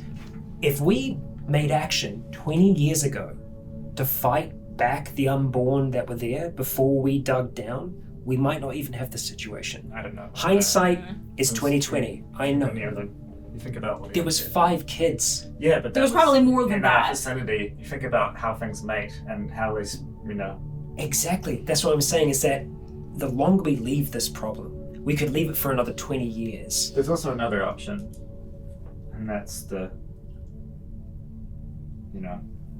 Avon. Will we tell them to nuke it? Or we join them. Yeah. That could be the safest place, even though it might be quite. We have no idea what it's like. I feel like we should meet them potentially. Yeah, humans are valuable, but humans with experience. Because right now, if they're out at sea, it's more mouths to It's feed. not like we're happy that they moved to Auckland, but there was obviously a reason behind that. The thing that we have to remember as well is that, yes, That could be the safest place. there are varying degrees to the whole how world right useful now. each person is as well. I'm not going to be as useful as some of the other people in here. And there are some people here that we are, helping. Yeah, I'm just saying maybe that's also a thing we could do, is talk to them further and actually try to get out to We have the radio. share that information, use our information as bribes or trade. Obviously they have so much more than us. It could be the safest place to go, where we don't even have to deal with any unborn or any kingsmen or any shit like that if we're out in the middle of the ocean on a barge. But it could be horrible, we don't know. Yeah. We would only know until we see it with our eyes. I think we have to consider every option before going into a war. Also, we're having all of this conversation through a door, or is this when we've already made our way in? Through the door. Yeah, I was like, you're not with the kids around. Yeah. All right, so after a long night of discussion between you and all the directors, a three-pronged plan has been put in place. Here we go. Operation Trident is a go. V and Dan will start negotiating with Avon, see what information can be done. Why is it called Avon? Because they said Avon calling. Avon is a delivery service in For New Zealand makeup. for makeup and stuff like that. So it's like it's a phone order. Oh, right, I don't think okay. it's going anymore, but Yeah. I don't think so. No, it's this is vintage jokes. Yeah. The lady from Edward Scissorhands. I know doctor? I know the concept of it. I can't remember what it's called. it's in kind of North permanent America. schemey vibes. Yeah, totally. It's like the Tupperware people. Yeah. Yeah. I was going to go with Tupperware. Avon's funnier. Yeah. Right. So yeah, they'll negotiate with Avon, see if what can be done over the radio, or if it's possible for them to come out. They'll see how far they can get. You three will go down to the valley to see if you can get some attention from the Red Ants. Just have a chat. See if we can talk to our old friend, maybe, but And- from a distance. Yeah. And once you come back with information, Jake and Nick said they've, at least they've got they've got a good rapport with King, because they don't have the sort of initial history that you had. They don't. Walking in like, hey, I know Jim Walker. Me Yeah. and him go back ages. Yeah, not exactly. But they're waiting until we Sorry, talk, exactly. yeah. So they can take some information back and Because see. if they're like, don't you fucking dare talk to the kings, we'll blow you up or whatever, then we go, oh, okay, all right, well, And we do thanks. exactly. We do That'd be great. something. Now the question is, do you want to do this at night or during the day? During the day. Okay. Sunset. Sunset No! or I mean, sunset? that's it. That's the time for them to come out, right? But so is doggies and stuff. No. Okay. Then Dude, not. I don't want to get fucking attacked by bats again. Okay. Yeah, they don't. Yeah, they can't control the bats. They can't control the bats. Well, we haven't seen any bats out on the coast yet, so. You did. I have In the bushes. I have had a bad experience with bats. Yeah. I love bats, but they hate me. Skulk lost his leg to a bat. Ah, yeah. So, okay, all right then. We will go out during the day. Like later in the day is fine, I think, but Okay. Okay. not at night. When I say when I say sunset, you know that means like that's before that's when the sun's going down. It's not when the sun has set. Yeah, but if anything happens, you'll be caught out at that. Yeah. Oh yeah. Okay, so midday, high noon. Theoretically, so would they. So that's what I'm saying. Yeah, but they like They're the. fine. They love the dark. Yeah, no, but bats would also attack them as well. No, they wouldn't. You've Yeah, never. That's why. Oh yeah, actually. Possum. Yeah. But he broke the possum's neck. Yeah, but the possum. You didn't see the The possum possum going wasn't to. attacking him. The possum was just chilling, and he went. Wah. I don't know. Right, I reserve so- my judgment. High noon on the valley floor. Well, Okay. Right, low noon at the valley floor. yeah. So you go down fully kitted out as per normal. Do you take any supplies with you, or do you just want to like as light as possible in case you need to sprint back up it? I will bring some kind of gift. Yeah, We could cook up. I've got. Kingsland guy. He's already been turned. though, Don't touch that, man. Don't touch it. Sure, yeah. I think we leave it up as it is for now. Yeah. Until we figure out what What it the means. hell it means. I think I know what it means, but we'll still try and communicate. I'm going to leave my pack at home. I'm going to have no weapons on me. I'm going to be armed. Or one-armed. Yeah. Um, Other than the knife that's in my boot. okay. Yeah. Anyone else being visibly armed? I'll have my bow, but not like, just like around the back. Really don't want to go in there without stuff. Bring a weapon then. Yeah. What do you want to bring with you? I'll bring my sword. Okay. I love that's like such a leap. It's like Yeah. you could just be like, I'll just bring like a sneaky No, gadget. don't. No, I'm going to bring my giant sword. Oh, yeah, I'll bring my fucking. It's not a giant sword. I'll bring my crash axe, my halberd type thing, but it's been collapsed down into smaller things. So it's just a little hatchet sort of looking. Sword's kind of ceremonial as well, I guess. So Yeah. kind of like. Well, do you want me to bring the fucking sword? You can bring whatever I'm you just want to pulling it bring. at this point, like joking, Yeah. making light of the situation as we start to leave. Yeah. Do we have any food that's red? Besides meat? Food is red, no. We'll go capsicum Apples? and hold up. Do you have capsicum? I was going to say, like, do you have tomatoes? Yeah, you guys can bring capsicum if you want. I don't know if they eat Red vegetables. capsicum. I mean, it's worth We'll a eat shot. anything. It's more of a symbolic sort of thing. Yeah, a lot of the stuff from the carts. Like, Yeah. they Like- devoured a lot of stuff. I mean, Yeah. there was the And you Undead as gave well. a lot of the stuff in the cards too. Well, that's why, like, all the old Spanish royal paintings, there was lots of tomatoes painted next to the royals because they just thought they were decoration because that's how, like, they just didn't know that it was food. So that's why all the peasants that's how throwing tomatoes started. Because they'd be like, you stupid royals, eat it. Throw tomatoes at them. Also, They just thought it was just decoration. That's why there's, like, just heaps of tomatoes and all these, like, amazing royal butchers. Well, there Yeah, a you little go. bit of art history. There you go. Same thing with roses. Yeah. Yeah. It's just like, the thorns aren't that great, though. Yeah. Okay. Right, a few capsicums comes along. All right, so you get to the valley floor.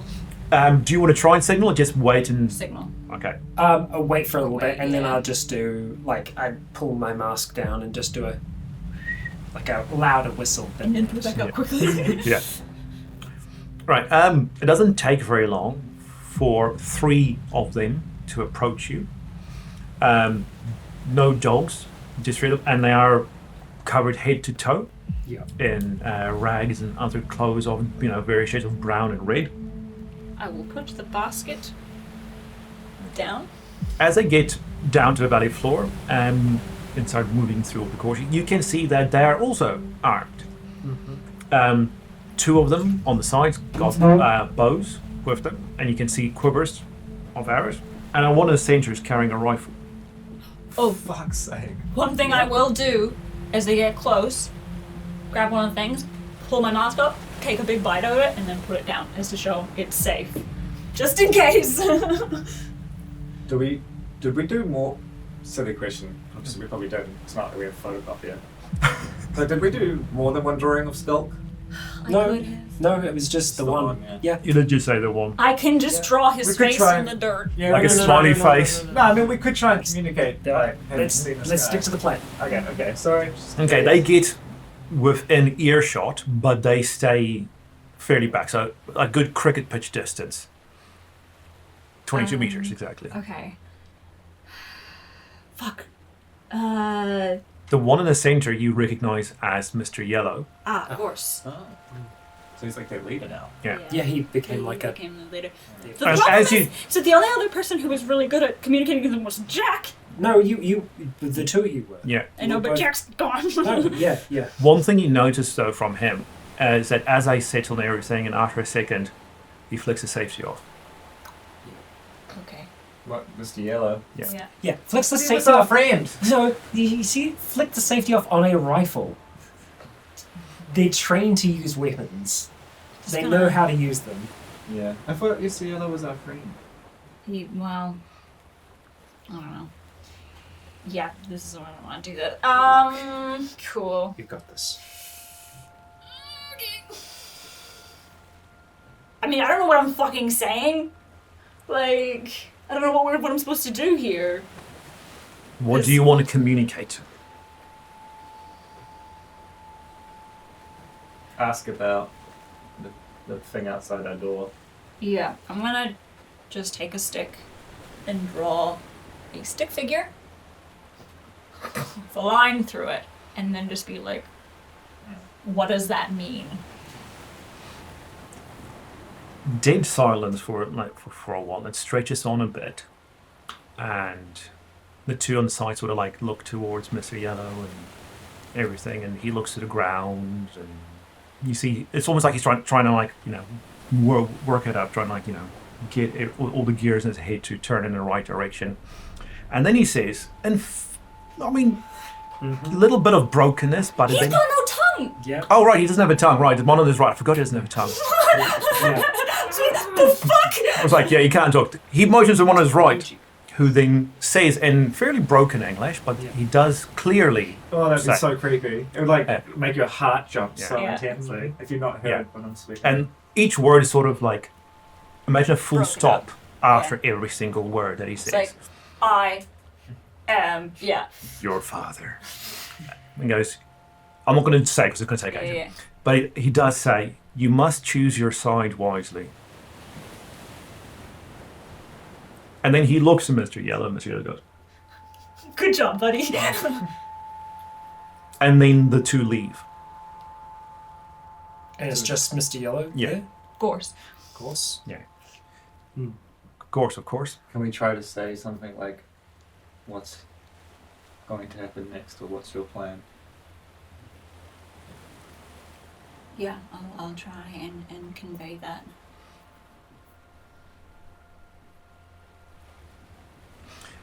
He goes I this. guess you could just say it. Yeah, I say, Yeah, what is your plan? he's been able to kind of sign to you before. He looks at you dumbfounded. Oh,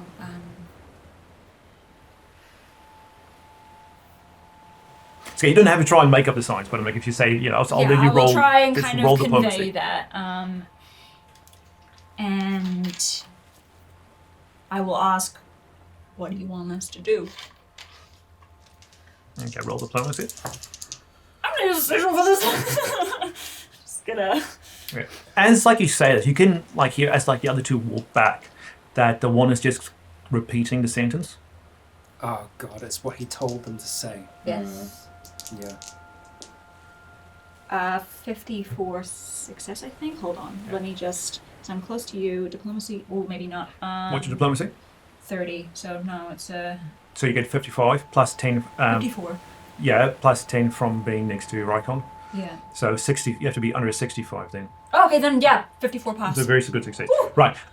Before I ask that, but it's, as like the other two get out of earshot, the sentence starts, like the words in the sentence that the one repeating starts jumping up and down, back and forth. So, but it's on like they get out of earshot. It's no longer a recognizable sentence. Yeah. Okay.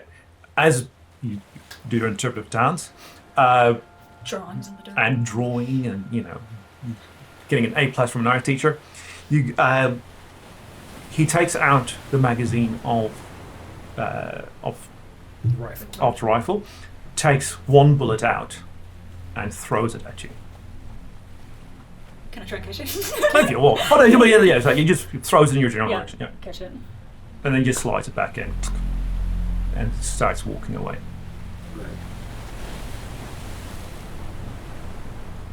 Does that kind of mean like, We have to choose. or like, but Then we'll have you if you have us? Well, I think It means to- it means that we would have to fight. We are going to have to fight one way or the other. Nice if we could just ask Skulk about this. Like, why? I mean, that confirms it for me.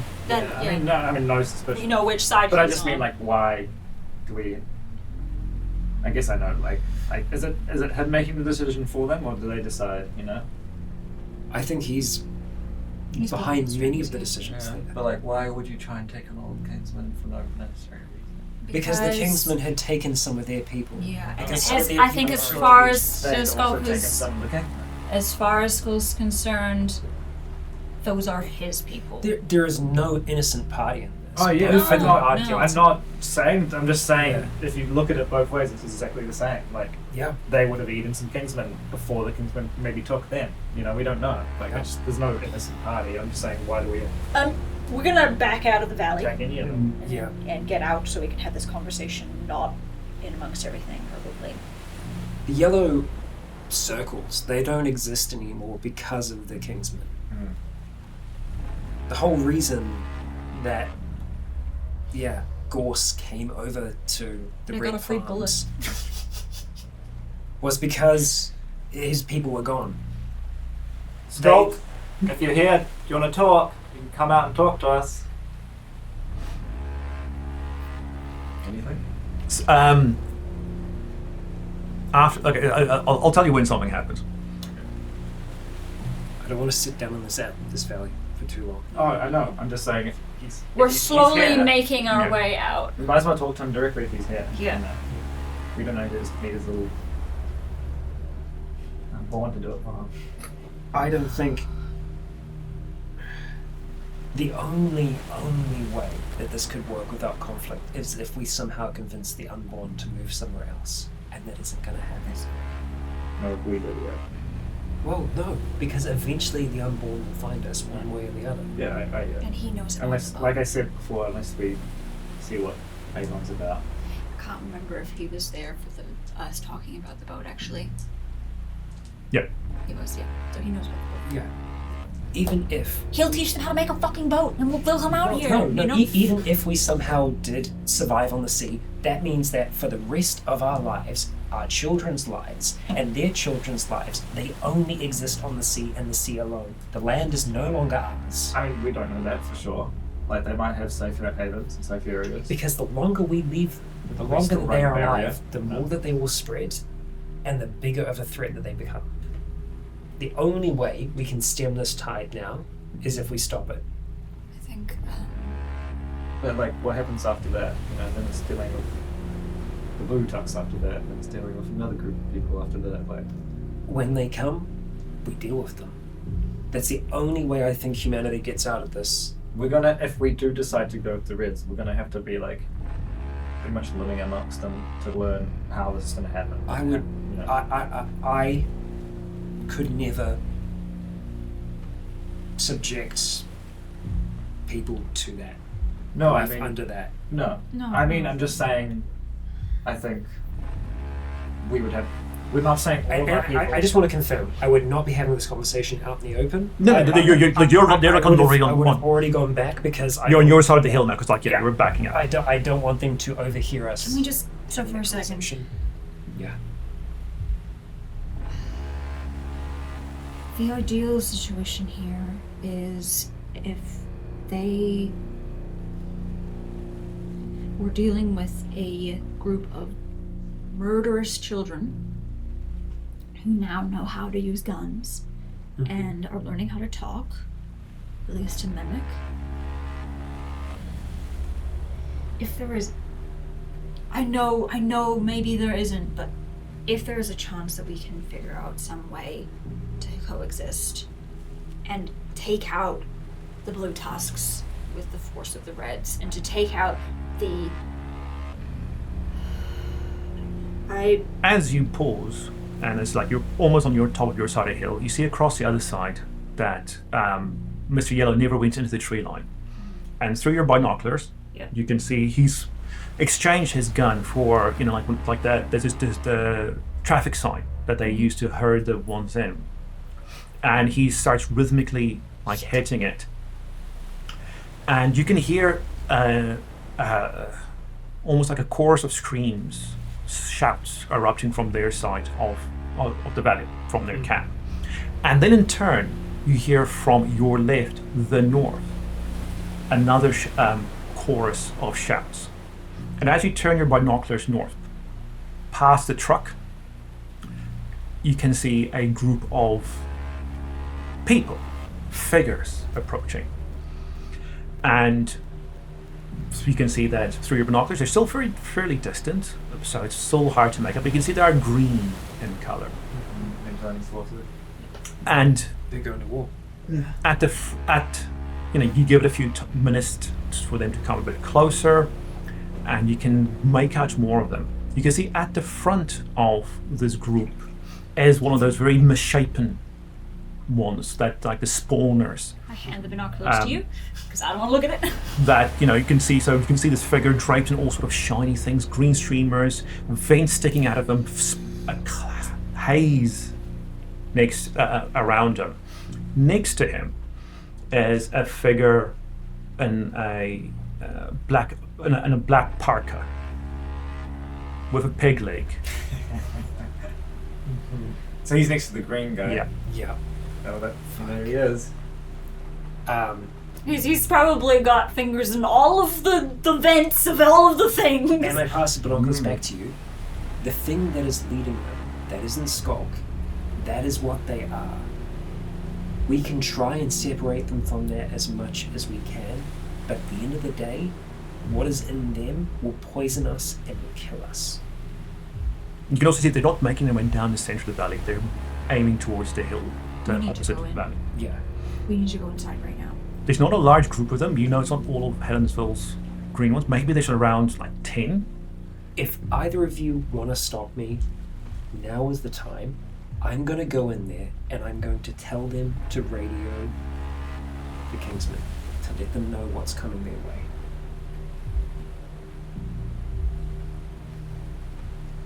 I'm happy for either of you to stop me. But while we might not like Walker, there are still hundreds of people, innocent people there. I agree. There's agree no with harm you. in like. Even the kings letting them themselves, know. sure. I'm sure some of them are pricks. Yeah, but there's no harm in letting them know. Like, we're not picking a side. That is We're picking just a side. No, it's just making them aware that there's an army coming. Yeah, but they'll know.